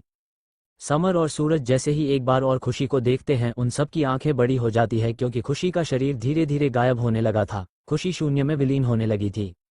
दर्द से तड़प रही खुशी को समझ में नहीं आ रहा था कि हो क्या रहा है। बार बार उसकी आंखों के सामने सूरज, अपने मॉम और डैडी, अपने राज्य के हर एक इंसान का चेहरा उसकी आंखों के सामने घूम रहा था। उसकी मॉम का शादी से भागना, डैडी से मिलना, दुश्मनों से लड़ना, लूना का जन्म, फिर वह हादसा की मौत, सब कुछ उसकी आंखों के सामने थी। अचानक से ही सब कुछ शांत हुआ और एक सफेद रंग की रोशनी बहुत तेजी के साथ पूरी धरती पर फैल गई और अगले ही पल सब कुछ शांत हो गया। खुशी गायब हो चुकी थी।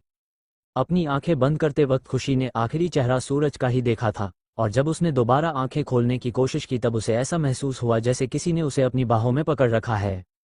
खुशी अपनी आईब्रो को छोटा कर लेती है और अपने सर में हो रहे तेज दर्द को बर्दाश्त करते हुए मुश्किल से अपनी आंखें खोलता है। तब उसे अपनी आंखों के सामने सूरज का नहीं बल्कि समर का चेहरा दिखाई देता है।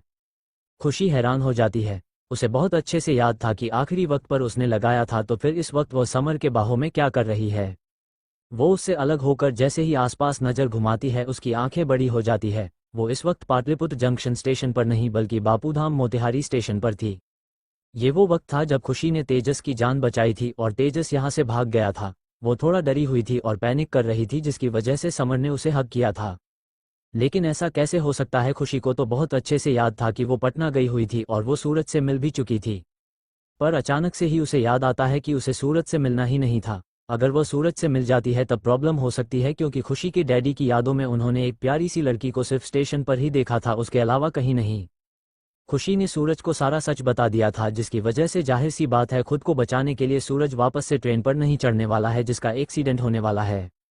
हालांकि खुशी ने सूरज को नहीं बताया था कि उसकी मौत ट्रेन एक्सीडेंट से होने वाली है, लेकिन फिर भी उसने बहुत कुछ बता दिया था। वो अपनी बेटी का क्या नाम रखने वाला है, वह कौन से राज्य का था और उसकी शादी कौन से राजकुमारी से हुई थी, ये सब सूरज को अभी जानना ही नहीं था। खुशी ने गड़बड़ कर दी थी। अब जब सूरज को अपना भविष्य पता लग चुका है तब वह किसी न किसी बिंदु पर अपने भविष्य को बदल देगा और सब कुछ बदल जाएगा। जो होना है वह हर हाल में होकर रहेगा, और अगर खुशी ने अपनी बेवकूफ़ी की वजह से कुछ भी बदलने की कोशिश की तब बहुत बड़ी प्रॉब्लम क्रिएट हो सकती है। उसे इतनी तकलीफ इसीलिए हुई थी क्योंकि उसे गॉड की तरफ से सजा मिली थी, क्योंकि उसने भविष्य को बदलने की कोशिश की है। पाटलिपुत्र जंक्शन पर खुशी की मौत हो चुकी थी और पूरी कहानी उल्टी फुल्टी हो गई थी। खुशी को अपनी गलती का एहसास हो चुका था। वो अपनी भावनाओं में नहीं बह सकती है। वो अपने डैड और मोम की कहानी जानती हैं और उसे सब कुछ बिल्कुल वैसा ही रिपीट करना होगा, वरना प्रॉब्लम हो सकती है। वो समर से अलग हो जाती हैं और अब उसके चेहरे के भाव नॉर्मल हो जाते हैं। क्रिस्टल बॉल CH36 दुर्घटना एक्सीडेंट। खुशी नॉर्मल हो चुकी थी और उसे समझ में आ चुका था कि जो होना है वह हर हाल में होकर रहेगा, और अगर खुशी ने बीच में रुकावट पैदा करने की कोशिश की तब यहाँ पर एक लूप क्रिएट हो जाएगा। खुशी एक गहरी सांस लेती है और समझ जाती है कि इस जन्म में उसे अपने डैडी से मिलना ही नहीं है। वो थोड़ी उदासी से समर को देखती है और बोलती है, समर क्या तुम मेरी एक विश को पूरा करोगे। समर उसको शांत करते हुए बोलता है, शांत हो जाओ खुशी, अभी घर चलो। खुशी अपने दांत पीस लेती है और उसके कॉलर को पकड़ते हुए बोलती है, तुम मेरी विश को पूरा करोगी कि नहीं, पाउटिंग। समर उसको इतने गुस्से में देखकर डर जाता है। ये लड़की भी ऑर्डर देकर हेल्प मांग रही है। समझ ने आज से पहले इतनी अजीब लड़की कभी नहीं देखा था, लेकिन उसे खुशी की यही वाली क्यूटनेस बहुत पसंद थी। ऐसा नहीं था कि समर के अंदर खुशी को लेकर कोई रोमांटिक फीलिंग थी, लेकिन उसके बावजूद भी उसे ऐसे ही खुशी बहुत अच्छी लगती थी और वो खुशी को ही अपने लेडी बॉस के रूप में चाहता था। खुशी को गुस्से में देखकर वो उसे जवाब देता है, ठीक है बोलो तो मैं क्या काम है।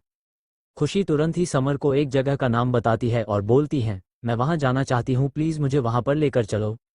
समर को समझ में नहीं आता कि खुशी आखिर कहाँ जाना चाहती है, लेकिन वो खुशी की बात मान जाता है और उसे अपने साथ ले जाने लगता है। एक बार फिर वही सब रिपीट होने लगा था, लेकिन इस बार जगह अलग थी। इस बार खुशी पटना नहीं बल्कि वेस्ट बंगाल जाने वाली थी, जहां पर एक्चुअली में यह एक्सीडेंट हुआ था। समर अपनी बाइक पर खुशी को बैठाकर उसे हवाई अड्डे लेकर चला जाता है। जैसे ही समर बाइक को रोकता है, खुशी जल्दी से बाइक से नीचे उतर जाती है और उसी चौपर पे जाकर बैठ जाती है जिस पर पिछली बार समर उसे बैठाया था। समर की आंखें बड़ी हो जाती है और उसकी आंखों में एक अजीब सा शक पैदा हो जाता है। वो इतना तो जानता था कि खुशी कोई दुश्मन के द्वारा भेजी गई जासूस नहीं है, लेकिन खुशी को समर वाले चौपर के बारे में कैसे पता था।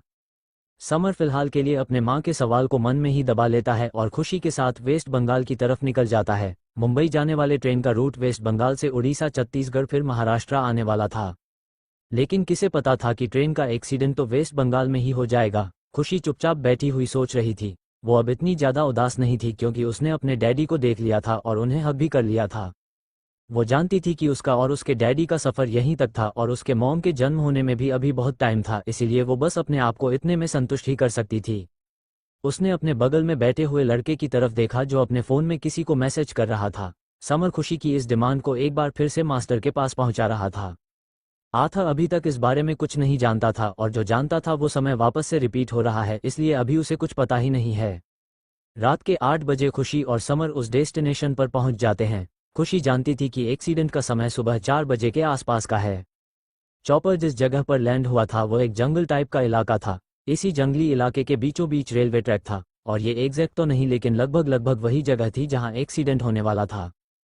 इस एक्सीडेंट में बहुत लोग अपनी जान दबाने वाले थे, लेकिन खुशी किसी को भी नहीं बचा सकती थी। वो समय के साथ बिल्कुल भी खिलवाड़ नहीं करने वाली थी। वो तो अपनी मॉम के ब्रेसलेट से वैसे भी एक बहुत बड़ी गलती करने के बारे में सोच चुकी थी, लेकिन वो अभी किसी को भी नहीं बढ़ाने वाली थी। खुशी थोड़ी सी उदास थी। वो अपनी आंखों के सामने इतना बड़ा हादसा नहीं देख सकती थी। समर को कुछ भी समझ में नहीं आ रहा था कि खुशी आखिर इतनी देर यहाँ पर इंतजार क्यों कर रही है। इंतजार करते करते रात के 12 बजे बज गए, लेकिन खुशी वहां से एक पल के लिए भी नहीं हिली। समर देख सकता था कि खुशी बहुत उदास है। वो मन ही मन सोचने लगा कि उसकी लेडी बॉस कितनी अलग है। अगर इस जगह पर एक अनजान लड़के के साथ कोई दूसरी लड़की फंसी होती, तब लड़के के शरीफ होने के बावजूद भी वो लड़की बहुत ज्यादा डरी होती। वैसे भी खुशी को किसी से डर नहीं लगता था, इस बात को समर बहुत अच्छे से जानता था। वो अच्छे से जानता था कि खुद को प्रोटेक्ट करने के लिए खुशी ने अपने पास कोई ना कोई टूल तो रखा ही होगा, या फिर उसका दिमाग वैसे भी बहुत तेज है। ऐसे ही धीरे धीरे सुबह के 4 बजे गए और खुशी के कानों में एक ट्रेन की आवाज़ पड़ी, जिसके बाद उसकी नींद खुल गई। वो लोग रेलवे ट्रैक से थोड़ी दूरी पर थे ताकि एक्सीडेंट का जरा सा भी झटका उन्हें चोट ना पहुंच सके। इस आवाज़ को सुनते ही खुशी अपनी आंखें खोल लेती है और आसपास ध्यान देने लगती है। तब उसे पता लगता है कि आथ के और भी बहुत सारे बॉडीगार्ड अपनी बड़ी बड़ी गाड़ियां लेकर वहीं पर मौजूद थे। वो लोग कितने बेवकूफ़ है कि उन्हें छुपना भी नहीं आता। ट्रेन की आवाज़ तेज होती गई और खुशी की धड़कन बढ़ती गई। दूसरी तरफ से एक और ट्रेन भी आ रही थी जो दूसरे ट्रैक से गुजरने वाली थी। पहले वाली ट्रेन के गुजरने के बाद उसी पटरी से सूरज वाली ट्रेन गुजरने वाली है जो दूसरी डायरेक्शन में जाती, लेकिन किसी एरर की वजह से पहले वाली ट्रेन सूरज वाले ट्रेन के ही बैटरी पर आगे बढ़ने लगी। जैसे ही ऐसा सिचुएशन बना, दोनों ही ट्रेन के ड्राइवर की धड़कन बढ़ गई। वो लोग समझ चुके थे कि अब बहुत बड़ी दुर्घटना होने वाली है। उन लोगों ने अपनी तरफ से ट्रेन की स्पीड को कम करने की पूरी कोशिश की, लेकिन ट्रेन को अचानक से ही रोकना उनके लिए पॉसिबल नहीं था, और वैसे भी ट्रेन रात के समय बहुत ही ज़्यादा तेजी से चलती है। खुशी का ध्यान बार बार ट्रैक की तरफ था और समर को बिल्कुल भी समझ में नहीं आ रहा था कि आखिर खुशी बार बार ट्रैक की तरफ ही क्यों देख रही है। जिस पल उसके कानों में ट्रेन की आवाज़ पड़ी, उसके बाद खुशी के चेहरे पर एक अलग सी बेचैनी और तकलीफ दिखाई दी, जिसे देखकर समर हैरान हो गया था। न जाने समय को क्यों ऐसा महसूस हो रहा था जैसे यहाँ कुछ होने वाला है, और खुशी इसके बारे में बहुत पहले से ही जानती है। उसका बापूधाम मोतिहारी रेलवे स्टेशन पर आना और अचानक से ही एक लड़के को सुसाइड कर लेने से बचाना, क्या ऐसा हो सकता है कि खुशी को पहले से ही पता हो कि वह लड़का वहां से सुसाइड करने जाने वाला है? समर के दिमाग में खुशी को लेकर बहुत सारे सवाल से, लेकिन उसे कुछ भी समझ में नहीं आ रहा था कि इस वक्त खुशी यहाँ पर क्या करने आए है। वो जैसे ही खुशी से सवाल करने वाला था, अचानक से ही उसके कानों में एक जोरदार आवाज़ घूमती है, एक बहुत जोरदार धमाका, टक्कर। इस आवाज़ को सुनते ही खुशी अपने दिल पर हाथ रख लेती है, क्योंकि उसकी धड़कन बहुत ज़्यादा तेज चल रही थी। उसे मौत से बहुत डर लगता था और अब वह एक साथ न जाने कितने सारे लोगों की मौत को देखने वाली थी। जिस जगह पर इस वक्त खुशी और समर बैठे हुए थे, उसके ठीक 1 किलोमीटर की दूरी पर यह धमाका हुआ था। खुशी जल्दी से चौपर से उतर जाती है और उस दिशा में जाने लगती है।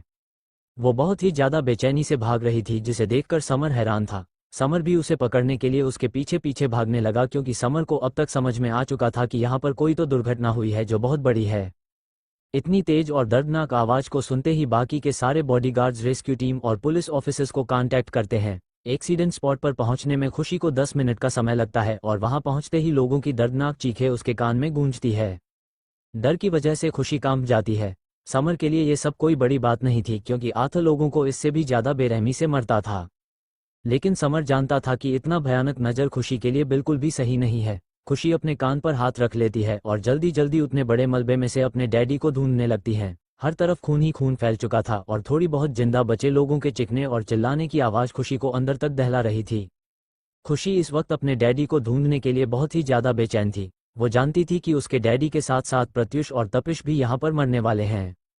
इस नरक वाली दुनिया में मरने के बाद ही वो लोग एक स्वर्ग जैसी दुनिया में जाएंगे, जहाँ पर उन्हें अपनी ज़िंदगी जीने का असली मतलब पता लगेगा।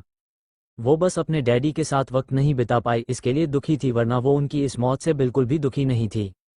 दौड़ते हुए अचानक ही खुशी किसी चीज़ से टकरा जाती है और ज़मीन पर गिर जाती है। ज़मीन पर गिरने के बाद ट्रेन के ही एक टुकड़े से उसका हाथ कट जाता है और वो पीछे पलट कर देखती है कि उसका पर किस चीज़ से टकराया है। तब उसके हाथ कांप जाते हैं।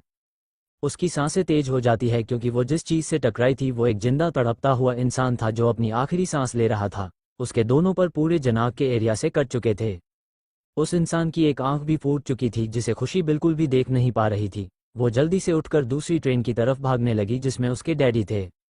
अब तक 5 बजे चुके थे और रेस्क्यू टीम के साथ साथ बहुत सारे पुलिस ऑफिसर भी वहां पर आ चुके थे। यहाँ पर आते ही पुलिस वालों का सबसे पहला सवाल यही था कि आखिर खुशी और समर यहाँ पर क्या कर रहे हैं, क्या उन्हें पहले से ही पता था कि एक्सीडेंट होने वाला है। समर को समझ में नहीं आया कि उसे क्या जवाब देना चाहिए, क्योंकि वह एक विदेशी था और इस देश में उसकी आंखों के सामने इतना बड़ा हादसा हुआ है कि वो शक के दायरे में आ सकता था। वो थोड़ी डरी हुई आवाज में बोलता है, ऐसा नहीं है इंस्पेक्टर कि हम यहाँ पर ट्रेन देखने आए थे। मेरे चेहरे को देखिए, आपको तुरंत समझ में आ जाएगा कि मैं कोई फॉरेनर हूँ जो यहाँ पर बस घूमने के लिए आया था। अभी जुलाई का महीना चल रहा है और अक्टूबर में मैं यहाँ का दशहरा देखने आया था। हालांकि यहाँ पर आते हैं मुझे एक बहुत ही क्यूट सी गर्लफ्रेंड मिल गई और मैं उसके साथ घूमने के लिए यहाँ पर आया था। समर शर्मसार होकर इस बात को बोलता है क्योंकि इसके अलावा उसे और कुछ भी समझ में ही नहीं आ रहा था, क्योंकि वो खुशी को बहन नहीं बोल सकता था, क्योंकि कोई भी भाई बहन घूमने के लिए ऐसी जगह पर नहीं आते, लेकिन गर्लफ्रेंड और बॉयफ्रेंड ऐसी जगहों पर आते हैं। वैसे भी क्या ही फर्क पड़ता है, यहाँ से निकलने के बाद कौन सा ये पुलिस ऑफिसर उसे दोबारा मिलने वाले हैं जो उसे अभी अपनी रेपुटेशन की चिंता करनी चाहिए। अब तक इस एक्सीडेंट में घायल हुए बहुत सारे लोगों के फैमिली मेंबर्स भी धीरे धीरे आना शुरू कर चुके थे। 2 घंटे बीत चुके थे लेकिन खुशी अभी तक सूरज और प्रत्यूष तपिश को नहीं ढूंढ पाई थी। खुशी के हाथ में बहुत गहरी चोट आई हुई थी लेकिन उसे कोई फर्क ही नहीं पड़ रहा था। दौड़ते दौड़ते एक बार अचानक से ही खुशी फिर से गिर जाती है और जैसे ही वो अपनी आंखें खोलती है उसकी चीख निकल जाती है। उसके ठीक बगल में प्रत्यूष का कटा हुआ सर गिरा था।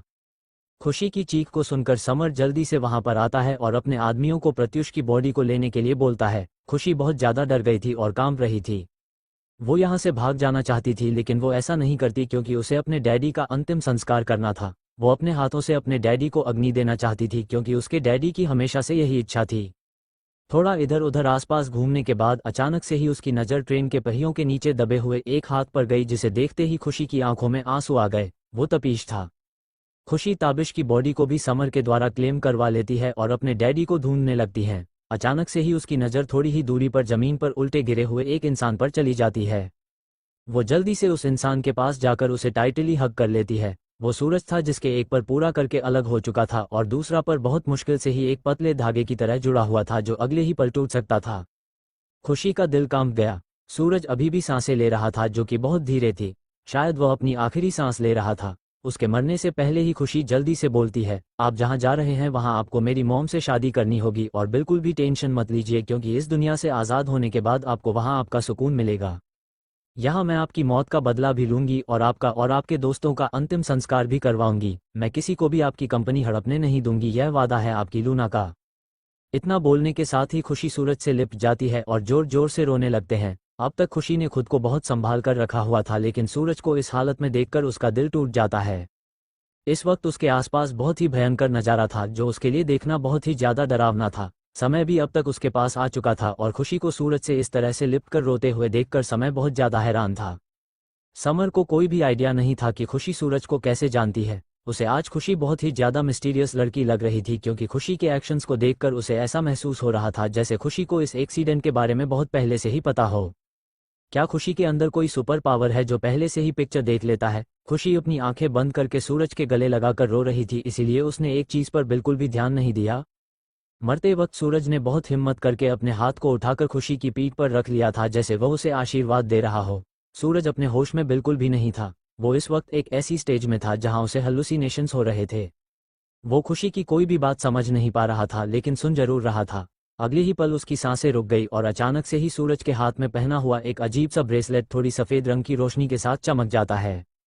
आंखें बंद होने की वजह से खुशी इस चीज़ को नहीं देख पाती लेकिन समर इसे देख लेता है। ये रोशनी इतनी ज़्यादा चमकीली थी कि ये रोशनी थोड़े आसपास तक भी पहुंच जाती है और वहां पर मौजूद वो 4-5 लाशों पर गिर जाती है। प्रत्युष और तपिश के अलावा भी वहां पर एक और लाश थी जिसका सिर्फ एक पर ही कटा हुआ था, लेकिन अचानक से ही उस इंसान ने अपनी आंखें खोल दी और रेस्क्यू टीम वहां पर आकर उसे रेस्क्यू करके अस्पताल पहुंचा देते हैं। समर ने उसे जिंदा होते हुए तो नहीं देखा था लेकिन उसे सूरज के हाथ में पहना हुआ ब्रेसलेट थोड़ा अजीब लगा। वो आगे बढ़कर सूरज के हाथ में पहने हुए ब्रेसलेट को उसके हाथ से निकालकर अपने पॉकेट में रख लेता है। वो इस ब्रेसलेट के बारे में आथा को बताना चाहता था क्योंकि उसके अकॉर्डिंग ये ब्रेसलेट थोड़ी मिस्टीरियस सी दिख रही है और एक माफिया के पास ऐसी मिस्टीरियस सामान का मतलब है कि इसमें जरूर कोई बात है। ज़्यादातर लोग अपने बड़े बड़े क्राइम या फिर किसी भी तरह के एक्टिविटी के डाटा को एक छोटे से चिप में रखते हैं और उसे रिंग में या फिर लॉकेट में छुपा लेते हैं। समर को इस बात का कोई भी आइडिया नहीं था कि यह ब्रेसलेट खुशी का है। वो इसे आथा को दिखाने के लिए अपने पास रख लेता है। सूरज अपनी सांस रोक चुका था और खुशी उसके सीने से लिपट कर रो रही थी। वो इतनी ज़्यादा दर्द में थी कि उसके दर्द को देखकर आसपास छुपे हुए बॉडीगार्ड लोगों को भी उसके लिए बुरा लगने लगा था। CH-37 एक्सीडेंट नहीं मरा है। सूरज अपनी सांस रोक चुका था और खुशी उसके सीने से लिपट कर रो रही थी। वो इतनी ज़्यादा दर्द में थी कि उसके दर्द को देखकर आसपास छुपे हुए बॉडीगार्ड लोगों को भी उसके लिए बुरा लगने लगा था।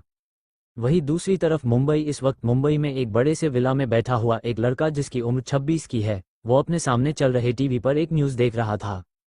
उसकी ग्रे कलर की आंखें बहुत ही ज़्यादा मिस्टीरियस और हिप्नोटाइज कर देने वाली थी। उसका प्रेजेंस इतना ज़्यादा डरावना था कि किसी को भी पसीने छूट सकते थे।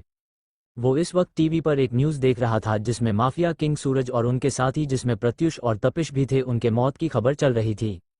वो इंसान यानी कि आर्थर टीवी को देखते हुए मन ही मन बोलता है, ये ट्रेन एक्सीडेंट एक नॉर्मल हादसा नहीं था बल्कि इसे जानबूझकर करवाया गया है।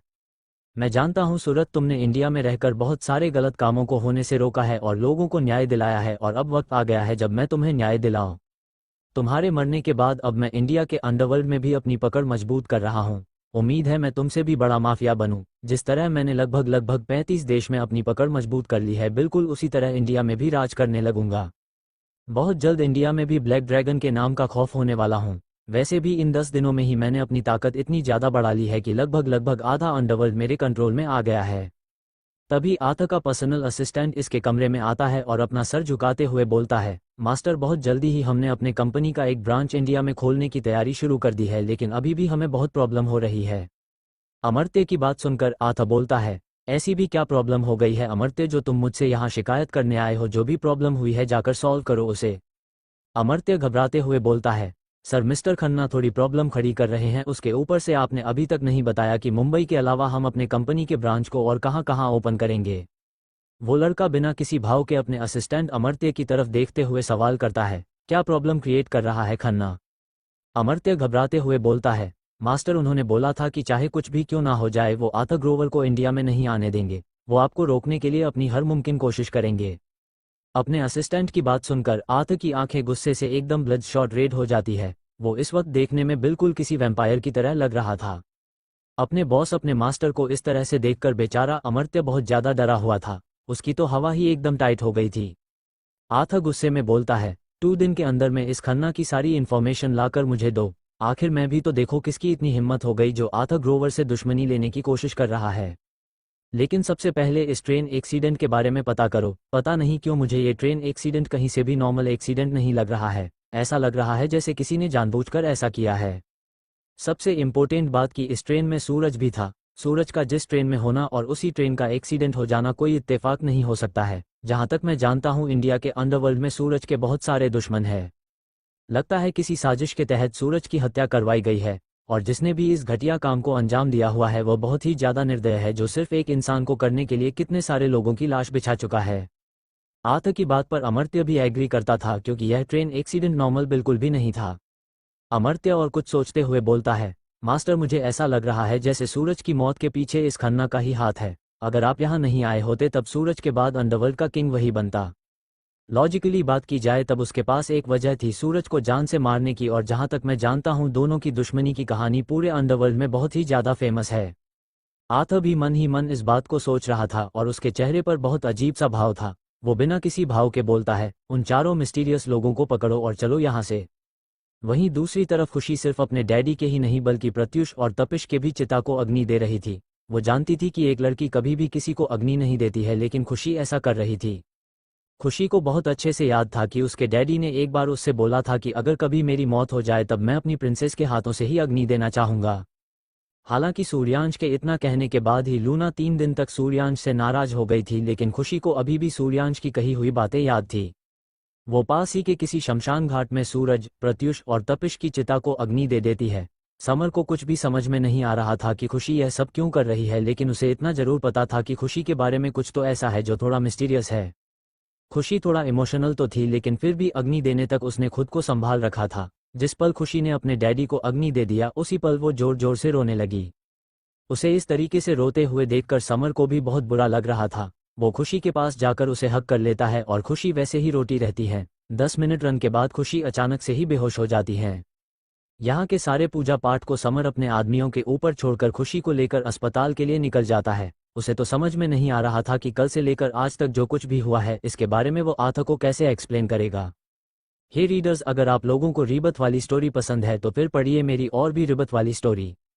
CH38 आर्थर और खुशी का वापस लौटना। मुंबई। अमर्त्य आर्थर को बोलता है, मास्टर इस वक्त खन्ना बिहार के चंपारण में ही है, मोतिहारी में। आपको तो पता ही है कि किंग यानी कि सूरज भी मोतिहारी में ही है। आर्थर चुपचाप आर्थर की बात सुन रहा था। वो अच्छे से जानता था कि खन्ना खुद मोतिहारी नहीं गया है, बल्कि वो उस जगह पर गया है जहां पर सूरज था। हो ना हो सूरज की मौत के पीछे खन्ना का ही हाथ है। आर्थर अमर्त्य को जेट रेडी करने के लिए बोलता है। अमर्त्य चुपचाप वहां से चला जाता है। उसके जाने के बाद आर्थर चुपचाप अपने सोफे पर बैठ जाता है और अपने हाथ में पड़ी हुई तस्वीर को देखने लगता है। वो तस्वीर खुशी की थी। खुशी को देखकर उसके चेहरे पर मुस्कुराहट आ जाते हैं। वो खुशी के चेहरे पर उंगली फेरते हुए बोलता है, मैं तुम्हें सबसे प्रोटेक्ट करके रखूंगा और किसी की भी गंदी नज़र तुम्हारे ऊपर पड़ने नहीं दूंगा। उसकी आंखों में जिस तरीके की चमक थी वो उसे हीरो का नहीं बल्कि किसी डेविल का लुक दे रहा था। वो मोतिहारी में खुद को बहुत ही नॉर्मल रखने की कोशिश करता था, लेकिन उसकी असली पर्सनैलिटी तो बहुत ही ज़्यादा डरावनी है। कुछ लोग तो उसके इतने दमदार पर्सनैलिटी को देखकर डर के वजह से बेहोश हो जाते हैं। कुछ लोगों को सफोकेशन महसूस होने लगता है। वो देखने में बिल्कुल किसी फॉरेनर की तरह दिखता है, बिल्कुल ब्रिटिश लुक है उसका। हालांकि उसके ग्रैंडपा इंडियन थे, जिसकी वजह से उसे हिंदी आती है और वो यहाँ के कलर की बहुत रिस्पेक्ट करता था, लेकिन उसका लुक बिल्कुल फॉरेनर की तरह हो गया था क्योंकि उसके ग्रैंडपा ने एक ब्रिटिश गर्ल से शादी की थी। उसकी खुद की मॉम भी ब्रिटिश थी। उसका खुद का चेहरा बिल्कुल भी इंडियन लोगों की तरह नहीं था। वो इस वक्त प्योर ब्लैक बिजनेस सूट में किसी ड्रैकुला की तरह दिख रहा था। ऊपर से उसने आउटर के रूप में जो ब्लैक लॉन्ग कोट पहना हुआ था, उसे देखकर किसी के भी पसीने छूट सकते थे। रात को अगर उसे किसी अंधेरी जगह पर छोड़ दिया जाए तब वहां से गुजरते हुए लोग उसे ड्रैकुला समझकर वहीं पर हार्ट अटैक की वजह से अपनी जान से जाते। और जिस तरीके से आर्थर अभी खुशी की तस्वीर को देख रहा था वो बहुत ही ज्यादा अजीब था। खुशी तो उसे ऐसे देखकर बेहोशी हो जाती है। वो आज वापस से मोतिहारी के लिए निकल रहा था और उसे अभी तक इस बारे में कोई आइडिया नहीं था कि खुशी इस वक्त मोतिहारी में नहीं है। वहीं दूसरी तरफ कोलकाता यहाँ के एक अस्पताल में समर खुशी के सामने ही बैठा हुआ था और डॉक्टर इसका चेकअप कर रहे थे। वो ज़्यादा स्ट्रेस लेने की वजह से बेहोश हुई थी। समर को तो पहले से ही पता था, क्योंकि ट्रेन एक्सीडेंट के बाद खुशी ने जो नज़ारा देखा था वह नज़र एक नॉर्मल लड़की के लिए बहुत भयानक हो सकता है, और खुशी भी तो एक नॉर्मल सी लड़की है। हालांकि से खुशी थोड़ी मिस्टीरियस लग रही थी, लेकिन फिर भी उसकी उम्र के अकॉर्डिंग इतना भयानक नज़र उसे नहीं देखना चाहिए था। जब तक खुशी होश में नहीं आ जाती तब तक वो वहां से हिलने की बिल्कुल भी हिम्मत नहीं कर रहा था। हाल ही में कोलकाता के एक हॉस्पिटल आरजी कर हॉस्पिटल वाले केस के बाद से वहां के सारे लोग थोड़ा अलर्ट हो गए थे, बिल्कुल वैसे ही समर भी अलर्ट था। खुशी के साथ अगर कुछ भी हुआ तो आथा उसकी जान ले लेगा। इस बात की वजह से समर बहुत ज्यादा डरा हुआ था। अचानक से ही उसके फोन पर वसीम का मैसेज आता है, मास्टर कल तक मोतिहारी पहुंच जाएंगे। उद्धरण चिन्ह। समर इस मैसेज को पढ़कर हैरान रह गया था, क्योंकि उसने अभी तक खुशी के यहाँ होने के बारे में आथा को कुछ भी नहीं बताया था। मोतिहारी पहुंचने के बाद आथा सबसे पहले खुशी को ही देखना चाहेगा, और ऐसे में अगर खुशी उसके सामने नहीं आए तो फिर पता नहीं कौन सा भूकंप आएगा। वो डरा हुआ था। अचानक से ही उसे कुछ आवाज़ सुनाई देती है। खुशी हल्का हल्का जाग चुकी थी और न जाने क्यों उसे अभी पानी पूरी खाने की इच्छा हो रही थी। खुशी को जगा हुआ देखकर आथा और राहत की सांस लेता है, लेकिन उसके आगे की बात सुनकर उसका मुंह बन जाता है। वो अभी पानी पूरी खाना चाह रही थी। कल मास्टर मोतिहारी पहुंच जाएंगे, उसके पहले ही उसे खुशी को मोतिहारी पहुंचना होगा, वरना प्रॉब्लम हो सकती है। खुशी को भी रिलैक्स फील करवाने के लिए वो डिस्चार्ज करवा के हॉस्पिटल से ले जाता है और एक रेस्टोरेंट में बैठाकर उसे पानी पूरी खिलाता है। खुशी इस चीज़ पर बिल्कुल भी ध्यान नहीं देती कि आखिर समर उसकी इतनी ज़्यादा केयर क्यों कर रहा है, जबकि वह एक अनजान है। केयर की बात तो समझ में आती है, लेकिन उसके ऊपर इतना पैसा खर्च करना कोई नॉर्मल बात नहीं थी। पर सिर्फ सूरज के बारे में सोचने की वजह से खुशी इन सभी चीज़ों पर ध्यान नहीं देती, और अपने डैडी के साथ संस्कार के बाद वो बेहोशी हो गई थी, जिसकी वजह से उसने अभी तक इन सभी चीज़ों पर ध्यान नहीं दिया था। वो मुंह बनाकर रेस्टोरेंट का पानी पूरी खा रही थी, क्योंकि रेस्टोरेंट का पानी पूरी उसे बिल्कुल पसंद नहीं आ रहा था। वो थोड़ा उदास थी। वैसे तो जिसके भी घर में कोई सदस्य मरता है तो उसके घर के लोगों को खाना नहीं खाना होता एक दिन, लेकिन ऐसी चीज़ों पर खुशी बिल्कुल भी भरोसा नहीं करती थी। उसके डैडी ने एक बार बोला था कि मरने के बाद भी मेरी आत्मा तुम्हें कभी तकलीफ में देखा नहीं सकती। अगर तुम तकलीफ में होगी तब मेरी आत्मा को भी तकलीफ होगी। बस मेरे मरने के बाद तुम्हें उसी वक्त रोने की परमिशन है। अपने सारे दर्द तकलीफ को मेरे चिता के साथ साथ जलकर खत्म कर लेना, और उसके बाद मैं कभी भी अपने प्रिंसेस की आंखों में आंसू नहीं देखना चाहता, और ना ही मैं तुम्हें एक दिन का फास्ट रखते हुए देखना चाहता हूँ। मेरी वजह से अगर मेरी प्रिंसेस भूखी रहेगी तब मुझे बहुत तकलीफ होगी। मेरी आत्मा को अंदर ही अंदर बहुत तकलीफ होगी, इसीलिए मुझे तकलीफ मत होने देना और अपना ख्याल रखना। तुम्हें कुछ देखकर मैं खुद यहाँ से खुशी खुशी चला जाऊंगा। एक्चुअली यह सारी चीज़ खुशी की नहीं बल्कि मेरे यानी कि लेखक के डैडी ने उसे बोला था, पेंसिव फेस। इन्हीं सभी चीज़ों के बारे में सोचकर खुशी थोड़ा उदास मन से पानी पूरी खा रही थी। कुछ घंटे बाद समर खुशी को पटना लेकर आ गया और गंगा जी में अपने डैडी और अपने दोनों चाचुओं की अस्थि को विसर्जित करने के बाद वो लोग मोतिहारी के लिए निकल चुके थे। आथा अभी छत्तीसगढ़ ही पहुंचा होगा कि समर खुशी को लेकर मोतिहारी पहुंच चुका था। वो खुशी को सही से समझा देता है कि अपने इस चित्र के बारे में वह किसी को कुछ भी ना बोले। खुशी खुद भी इस बारे में किसी को कुछ भी नहीं बोलने वाली थी क्योंकि उसने पहले ही अपनी दादी के सामने कुछ अलग बहाना बनाकर रखा हुआ था और उसे आथा से बात करना कुछ खास पसंद भी नहीं था। CH39 आथा का पागलपन खुशी के लिए। समर खुशी को मोतिहारी लेकर आ चुका था और खुशी इस वक्त इस होटल में थी जिसमें आथा रुका हुआ है, हालांकि आथा और खुद अभी तक पहुंचा नहीं है।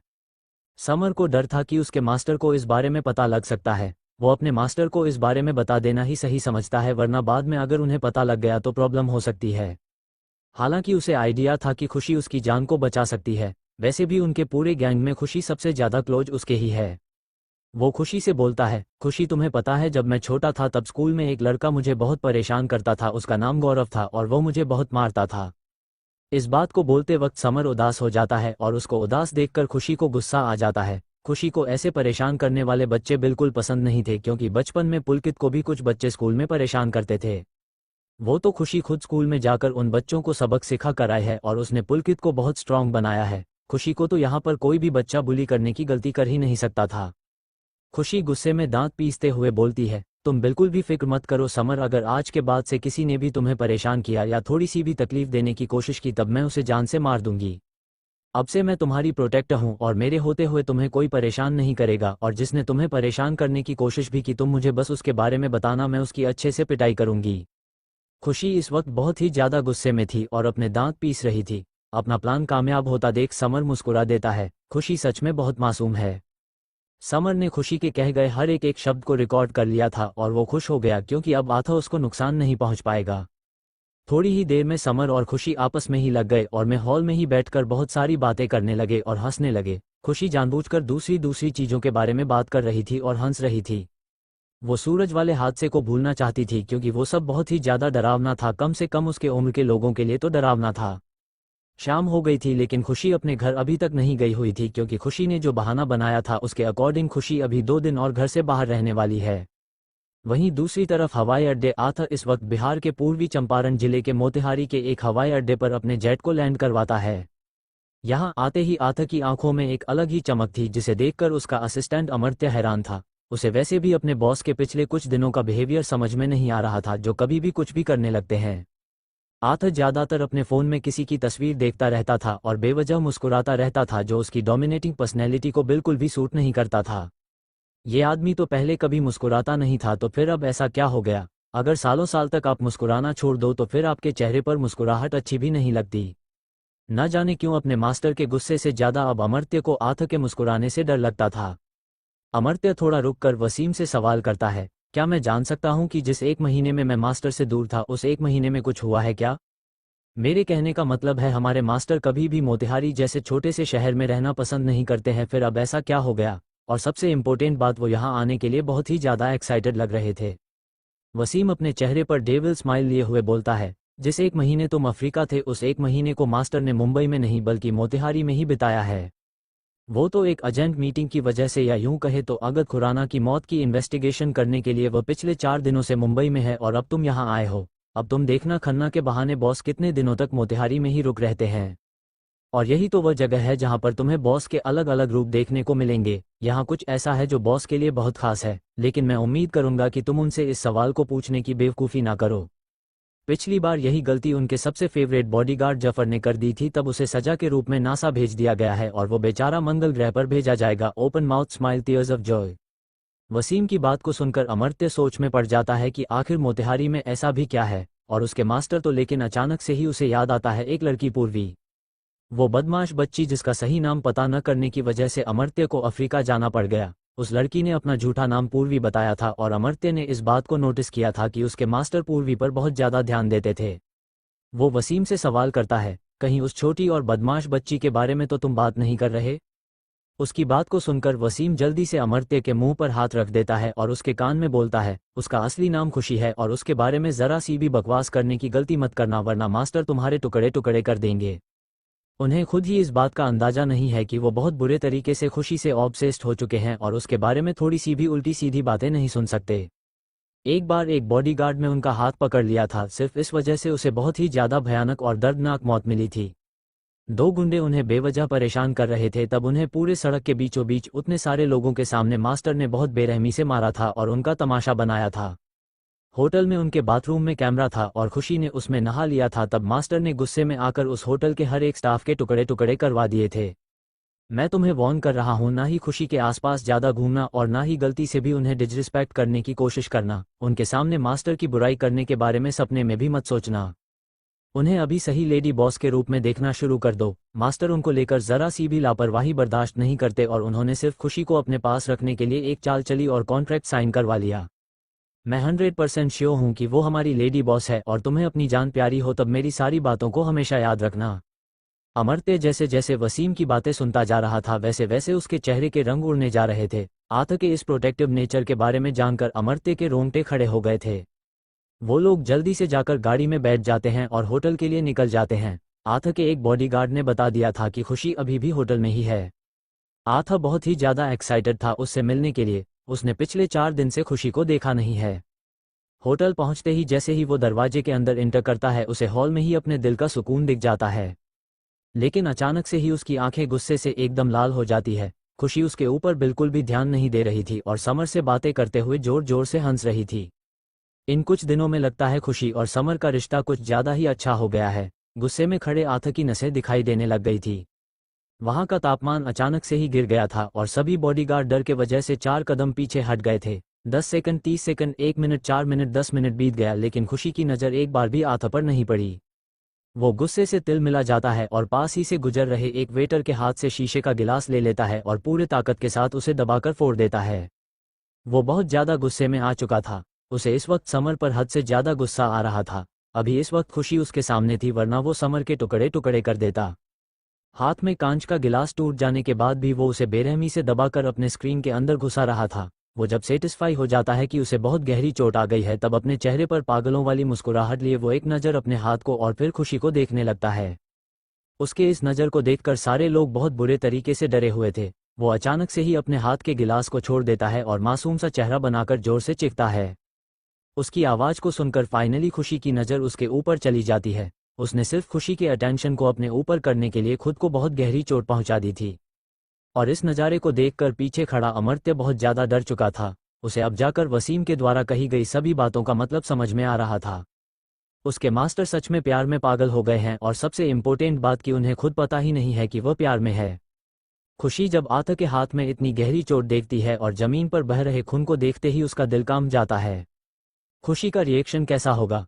रीडर्स, अगर आप लोगों को रिबत वाली स्टोरी पसंद है तो फिर पढ़िए मेरी और भी रिबत वाली स्टोरी। CH40। खुशी ने ली समर की साइड। आथ की तरफ नजर पड़ते हैं खुशी का ध्यान उसके चेहरे पर नहीं बल्कि उसके हाथ से बहते खून पर गया। इस खून को देखते ही खुशी को सुबह का मंजर याद आ गया, जहां हर तरफ लाशें बिछी हुई थी और खून ही खून फैला हुआ था।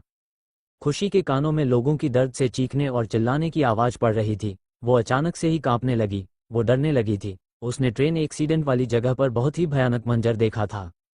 अचानक से ही उसके हाथ पैर कांपने लगे और वो लंबी लंबी सांसें लेने लगी। वो पैनिक करने लगी थी।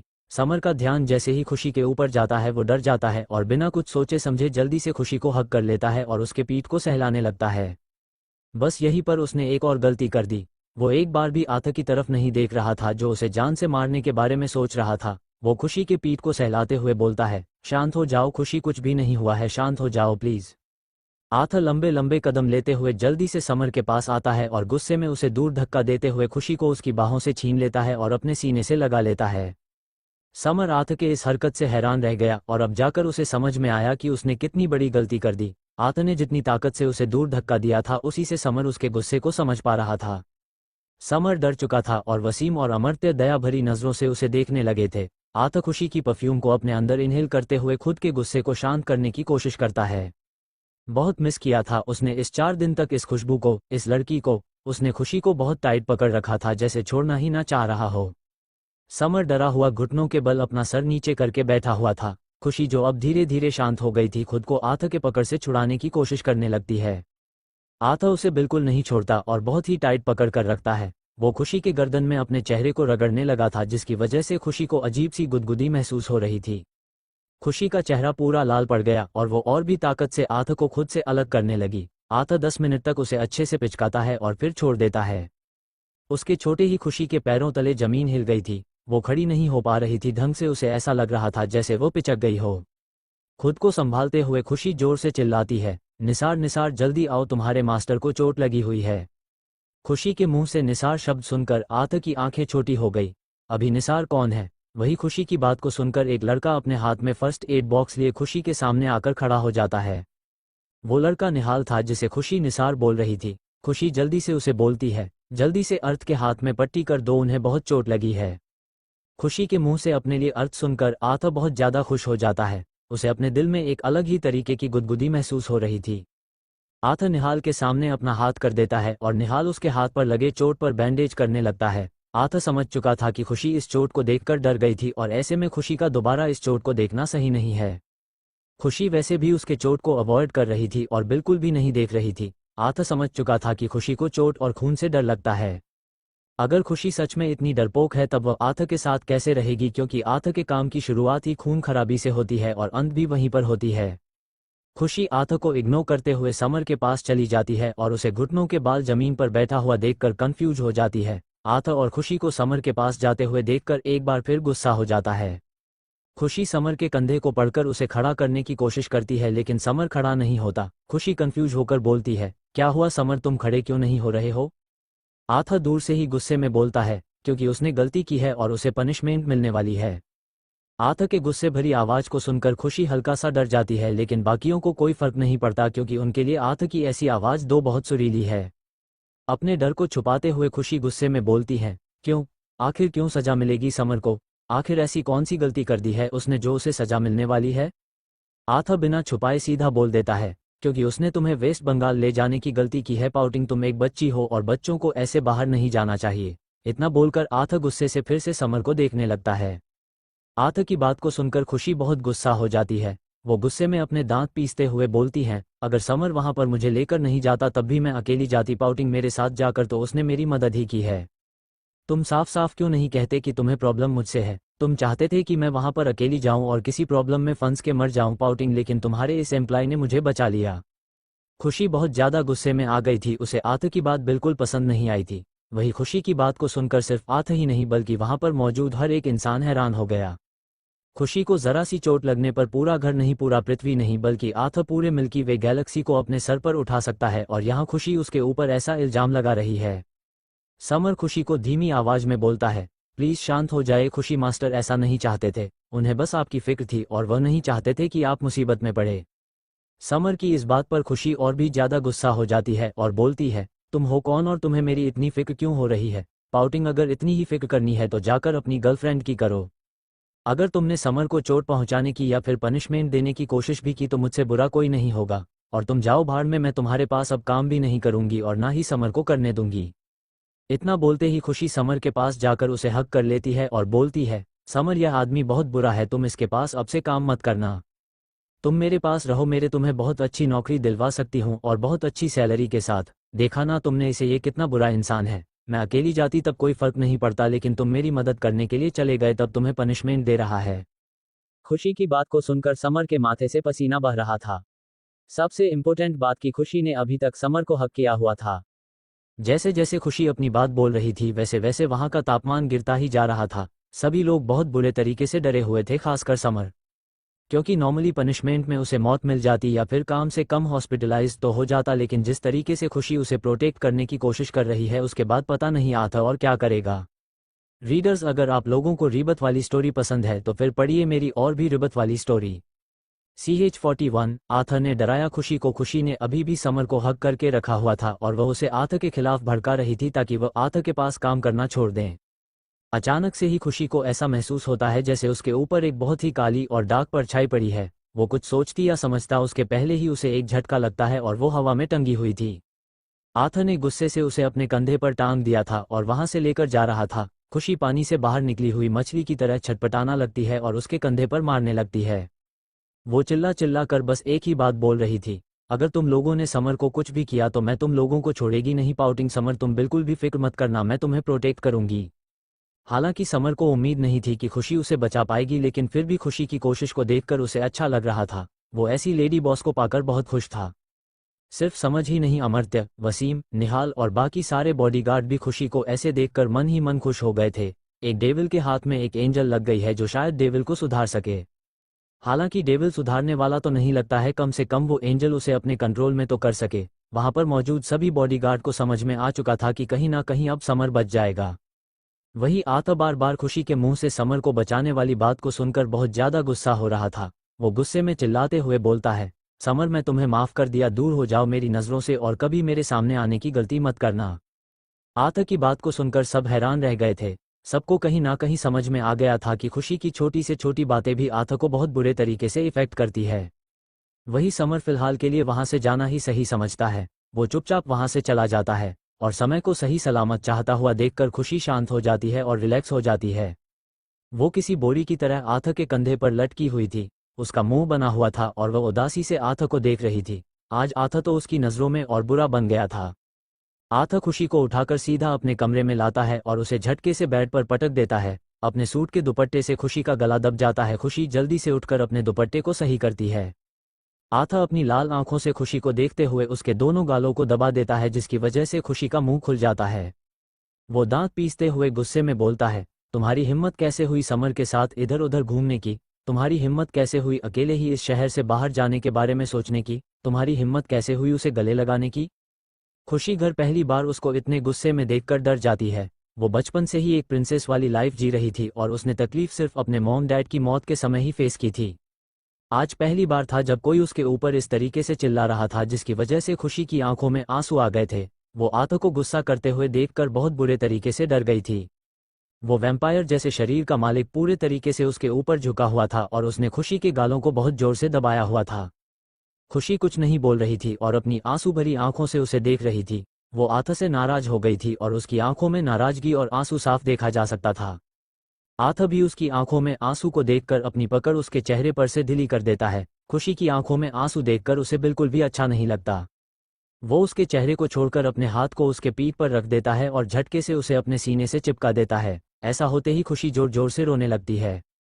आथा चुपचाप उसके पीठ को सहला रहा था और वो रो रही थी। आथा को पता नहीं क्या होता है और वो खुशी के बालों में किस कर लेता है और उसके बालों को सहलाने लगता है। थोड़ी ही देर में खुशी शांत हो जाती है और गुस्से से आथा को धक्का दे देती है और पीछे मुड़कर जल्दी से पिल्लों के अंदर अपना चेहरा छुपा लेती है। उसे बहुत गुस्सा आ रहा था क्योंकि इस आदमी ने उसे डराकर रुला दिया था। वो खुद को बहुत ज्यादा स्ट्रांग मानती थी, लेकिन आज पहली बार ऐसा हुआ था कि वो सच में किसी से डर गई थी। और इस पॉइंट पर जाकर उसका ईगो भी हट हो गया था, जिसकी वजह से वो बहुत गुस्सा हो गई थी। आथा भी समझ चुका था कि खुशी गुस्सा हो गई है। आथा चुपचाप जाकर खुशी के बाल को सहलाने लगता है और धीरे धीरे खुशी को नींद आने लगती है। उसकी आंखें जैसे ही बंद होने वाली थी, वो जबरदस्ती खुद को जगा लेती है और आथा के हाथ को झटक देती है और अपना फोन उठाकर फेसबुक यूज करने लगती है। उसे बहुत नींद आ रही थी, लेकिन वो आथा के यहाँ से जाने का इंतजार कर रही थी। उसका मुंह फुला हुआ था और वो बहुत गुस्से में थी। आथा उसकी हर एक अदा को देखकर पागल सा हुए जा रहा था। वो अचानक से ही सोचता है कि दिन भर के ट्रैवल की वजह से खुशी के हाथ पैर दर्द कर रहे होंगे। वो अपने सख्त हाथों से खुशी की नज़र पैर को हल्का हल्का दबाने लगता है और बस इस पॉइंट पर आकर खुशी को और तेज नींद आने लगती है। अचानक से ही खुशी के फेसबुक पेज पर एक पोस्ट आता है और उसे देखकर खुशी गुस्से में बोलती है, तुम्हें पता है अर्थ प्यार में ना लोगों की नींद उड़ जाती है। आथा ध्यान से उसकी बातें सुन रहा था। खुशी फिर थोड़ा कंफ्यूजन में बोलती है, प्यार में लोगों की नींद उड़ जाती है तो फिर साला मुझसे नफरत कौन करता है बे, जो मुझे इतनी नींद आ रही है। उसकी बात को सुनकर अचानक सही आथा हंस देता है। नफरत, और वह भी खुशी से? आखिर किसी की इतनी हिम्मत हुई है? आथा साफ साफ देख पा रहा था कि खुशी को नींद आ रही है, लेकिन वह सोना नहीं चाह रही है। वो अपने हाथ से खुशी के तलवे पर मसाज करने लगता है। उसकी मसाज इतनी ज्यादा रिलैक्सिंग थी कि खुशी की आंखें ही बंद हो जाती है और फोन उसके चेहरे पर गिरता है, जिसकी वजह से चोट के कारण वो गुस्से में उठकर बैठ जाती है। आथा भी देख लेता है कि खुशी को चोट लग गई थी। वो अपना सर पकड़ लेता है कि यह लड़की सो क्यों नहीं रही है। खुशी आथा से अपना पर छुड़ाकर गुस्से में बोलती है, अगर तुमने समर को चोट पहुंचा तब मैं तुम्हें छोड़ूंगी नहीं। आथा एक लंबी सांस लेता है, उसके बाद एक और लंबी सांस लेता है, फिर अपने आप को शांत करते हुए बोलता है, ठीक है, तुम शांत हो जाओ, मैं उसे कुछ नहीं करूंगा, लेकिन तुम्हें इस बात का खास ख्याल रखना होगा कि तुम उससे थोड़ी दूरी मेंटेन करके रखो, क्योंकि मुझे तुम दोनों का इतना क्लोज होना बिल्कुल पसंद नहीं आया। खुशी उसकी इस बात का जवाब देने के लिए मुंह खोलते हैं कि आथा अपने हाथों से तुरंत ही उसके मुंह को बंद कर देता है और उसे जबरदस्ती खींचकर अपनी सीने से चिपका लेता है और खुद लेट जाता है। वो उसके बालों में हाथ फेरने लगता है और लाइट बंद कर देता है। खुशी इस वक्त आथा के ऊपर थी, लेकिन नींद की वजह से वो कुछ भी समझता नहीं है और अपनी आंखें बंद कर लेती है। वो तो नोबिता से भी ज्यादा सोती है। 2 मिनट के अंदर ही उसे बहुत गहरी नींद आ गई। उसे सोया हुआ देखकर आथा के चेहरे पर मुस्कुराहट आ गई। वो खुशी को खुद से दूर करने की जगह वैसे ही उसे खुद से चिपकाए हुए खुद भी सो जाता है। उसे खुशी के पास रहना बहुत अच्छा लगता था। रीडर्स, अगर आप लोगों को रिबत वाली स्टोरी पसंद है तो फिर पढ़िए मेरी और भी रिबत वाली स्टोरी। 1 CH42 खुशी पिचक गई। खुशी इस वक्त ट्रेन में एक सीट पर बैठी हुई कुछ सोच रही थी। वो अपने दोनों तरफ देखती है, तब उसे एहसास होता है कि पूरा ट्रेन खाली है। उसे कुछ अजीब सा महसूस होने लगा। वो इस वक्त विंडो वाली सीट के पास बैठी हुई थी। वैसे भी ज्यादातर बच्चों को या फिर लड़कियों को विंडो सीट पसंद आती है। खुशी कुछ सोच ही रही थी कि अचानक से उसे एक तेज झटका लगा। ऐसा लग रहा था जैसे सामने से भी कोई ट्रेन आ रही थी और दोनों ट्रेन के बीच में बहुत जोरदार टक्कर हुई। माहौल कुछ ऐसा बन गया कि ट्रेन बहुत बुरे तरीके से पिचक गई, जैसे टॉम एंड जेरी में पिचकती है। खुशी दोनों तरफ वाले सीट के दीवार में दबाकर पिचक गई थी। वो भी टॉम की तरफ पापड़ बना चुकी थी और उसे सांस लेने में प्रॉब्लम होने लगी। उसका दाम घटने लगा। वो बहुत ही ज्यादा जोर से दबी हुई थी। उसे ऐसा लग रहा था जैसे अभी उसके मुंह से दिल बाहर निकल जाएगा। वो इस दर्द को संभाल नहीं पा रही थी और अचानक से झटके से उसकी आंख खुल गई। वो इस वक्त होटल में आथा के रूम में थी। उसे बहुत तेज गुस्सा आया जब उसने देखा कि आथा नींद में पूरा का पूरा उसके ऊपर चढ़ चुका था और वो बहुत बुरे तरीके से दबी हुई थी। पिछले दिन खुशी के दिमाग में सिर्फ और सिर्फ ट्रेन ही चल रहा था और वो सोते वक्त भी ट्रेन एक्सीडेंट के बारे में ही सोच रही थी, जिसकी वजह से उसे ट्रेन के ही सपने आ गए और रियलिटी की तरह उसका एक्सीडेंट भी हो गया। तब तक सारी चीज नॉर्मल थी, लेकिन जैसे ही असलियत में आथा उसके ऊपर चढ़ा तब खुशी भी सपने में पिचक गई और उसे सेम दर्द सपने में महसूस होने लगा। Cold sweat smile. बेचारी, वो आथा के बड़े शरीर और मुलायम से बेड के बीच में बहुत बुरे तरीके से दबी हुई थी। उसे अचानक से ही महसूस हुआ कि बर्गर के अंदर के आलू टिक्की को कितना दर्द होता होगा। वो अपने सर को झटक कर आथा को खुद से दूर धक्का देने लगी। वो बहुत बुरे तरीके से पिचकी हुई थी। आथा बहुत भारी था, जिसकी वजह से खुशी उसे हटा नहीं पा रही थी। खुशी अपने बाल रोशनी लगी और गुस्से में उसने आथा के गर्दन पर बहुत जोर से काट लिया। उसने अपनी पूरी ताकत लगा दी थी, जिसकी वजह से आथा के गर्दन से खून आने लगा। आथा भी अब तक जाग चुका था। वो अपनी आंखें छोटी करके खुशी को देखने लगा और उसके ऊपर से उठ गया। वो अपने गर्दन पर हाथ लगाकर देखता है, तब उसके हाथ में खून आ जाता है। वो गुस्से से खुशी को देखने लगता है। खुशी अपने दांत पीसते हुए बोलती है, तुम्हारी हिम्मत कैसे हुई मुझसे इस तरीके से चिपक कर सोने की और मुझे पिचकाने की, ग्रिमस। आथा उसे इग्नोर करके बाथरूम में चला जाता है। वो थोड़ा एम्ब्रेस फील कर रहा था, क्योंकि उसे ऐसा लग रहा था कि सोकर उठने के बाद वो थोड़ा बिखरा हुआ दिख रहा होगा और वह खुशी के सामने हमेशा हैंडसम लुक में ही रहना चाहता था। हालांकि उसे इस बारे में जरा सा भी आइडिया नहीं था कि वो सोते हुए सबसे ज्यादा चार्मिंग लग रहा था। वो तो बस खुशी के सामने अच्छा बनने की कोशिश कर रहा था। वो देखने में बिल्कुल किसी ग्रीक गॉड की तरह लगता था, लेकिन उसे आज तक किसी ने भी कम्प्लीमेंट नहीं दिया हुआ था, जिसकी वजह से वो अपने लुक्स को लेकर कॉन्फिडेंट नहीं था। हालांकि कुछ टाइम पहले तक उसे इन सब चीज़ों से कोई फर्क नहीं पड़ता था। वो हमेशा सही अमीर नहीं था। उसने तो अपनी जिंदगी में एक वक्त ऐसा देखा है जब वो सड़कों पर भीख मांगकर खाना खाता था और अमीर लोगों के ताने सुनता था। कितनी बार तो लोगों ने उसे मार भी है। वो मंदिर के दरवाजे पर ठंड में ठिठुरता रहता था और उसी कंडीशन में सोता था, बुखार से खुद बेहोश हो जाना और 2-3 दिन बाद खुद ब खुद होश में आ जाना। इस बीच न जाने कितनी सारी लड़कियों को उसने देखा था जो उसे नफरत भरी नज़र से देखती थी। बहुत प्रॉब्लम सहने के बाद जब उसने अपना छोटा सा बिजनेस खोला था और उसकी कंडीशन थोड़ी सही हुई थी, तब भी सब उसे बहुत नीचा दिखाते थे। सब उसे देखकर ऐसे कमेंट करते थे जैसे वो बिजनेस वर्ल्ड में एक कचरा है, क्योंकि उसका बिजनेस नीचे से फर्स्ट पोजीशन पर आता था। उसने कभी हार नहीं मानी और इतने सारे लोगों के ताने को सुनने के बाद, इतनी तकलीफों को जीने के बाद आज वह इतना आगे तक पहुंचा है। और अब जो लड़कियां उसे नफरत भरी नज़रों से देखती थी, उसे ताना मारा करती थी, उनमें से 40% लड़कियों ने उसे ड्रग देकर उसका फ़ायदा उठाने की कोशिश की है। आथा ऐसे ही लड़कियों से नफरत नहीं करता था। उसके पीछे भी वजह है। जो भी लड़की उसके करीब आती थी हमेशा सिर्फ उसके पावर और पैसे को देखकर, जिसकी वजह से आथा और उसे जान से ही मरवा देता था। उसके अंदर बिल्कुल भी रहम नहीं था और वह बहुत ही ज़्यादा स्ट्रिक्ट था। उसे हमेशा से ही ऐसा लगता था कि लड़कियां उसके पैसे और पावर को देखकर उसके पास आती है। उसे अपने लुक पर बिल्कुल भी कॉन्फिडेंट नहीं था, क्योंकि खुशी पहली ऐसी लड़की थी इसके करीब वह खुद जा रहा था, लेकिन खुशी उसे ऐसे इग्नोर करती थी जैसे उसे आथा से फर्क ही नहीं पड़ता था। उसे तो अपने लुक पर भी शक होने लग गया था कि शायद उसका लुक ही सही नहीं है, और बस इसीलिए वो खुशी के सामने जितना हो सके उतना अच्छा लुक में रहना चाहता था।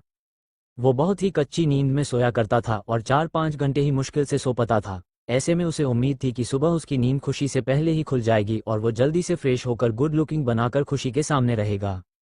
लेकिन उसे इस बात का ज़रा सा भी आइडिया नहीं था कि नींद में उसने खुशी को इतनी जोर से दबा दिया था कि खुशी की नींद खुल गई। कुछ नहीं, उसे बिखरी हुई रूप में देख लिया था, जिसकी वजह से एम्बारसमेंट में वह जल्दी से बाथरूम में चला गया। उसे बिल्कुल भी आइडिया नहीं था कि लड़कियों को किस तरीके के लड़के पसंद होते हैं, पर वह मन ही मन कहीं ना कहीं चाहता था कि खुशी उसे पसंद करें। वही खुशी का चेहरा गुस्से से एकदम लाल हो गया क्योंकि आर्थर और उसे इग्नोर करके बाथरूम में चला गया था। खुशी भी अपने दांत पीसते हुए अपना बैग उठाती है और दूसरे किसी रूम में चली जाती है। फ्रेश होने के बाद नहाते वक्त खुशी को एक बार फिर से कैमरा वाली टेंशन होने लगी। वो लाइट ही ऑफ कर देती है और उस बाथरूम के टॉवल को लपेटकर तब नहाती है। वो इतनी सतर्क होकर नहा रही थी कि जैसे दुनिया के सारे लोग उसे ही देखने के लिए बैठे हैं। Cold sweat smile. कल का नेक्स्ट एपिसोड खुशी यानी कि लूना के ब्रेसलेट के बारे में होगा जो अभी समर के पास है। आज की कहानी थोड़ी छोटी है क्योंकि मैं थोड़ी नई बात बताने वाली हूँ। क्या आप लोगों ने कभी कोई ऐतिहासिक सीरियल देखा है जिसे देखने के बाद आप लोगों को बहुत गुस्सा आया हो?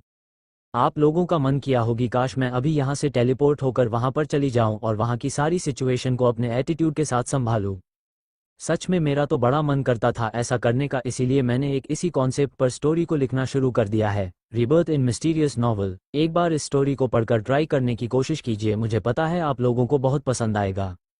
खान की जब तक डॉक्टर टी चंद्र छाया नगरी के राजमहल में नहीं आ जाती तब तक आप लोगों को स्टोरी थोड़ी सी बोरिंग लग सकती है, लेकिन मैं पूरी कोशिश करूंगी कि जल्द ही डॉक्टर टी वहां पर आए। कोल्ड स्वेट स्माइल मेरे कहने पर एक बार इस स्टोरी को ट्राई करके देखिए, rebirth in mysterious novel. Readers, अगर आप लोगों को रीबर्थ वाली स्टोरी पसंद है तो फिर पढ़िए मेरी और भी रीबर्थ वाली story. Thanks for listening to the story and continue.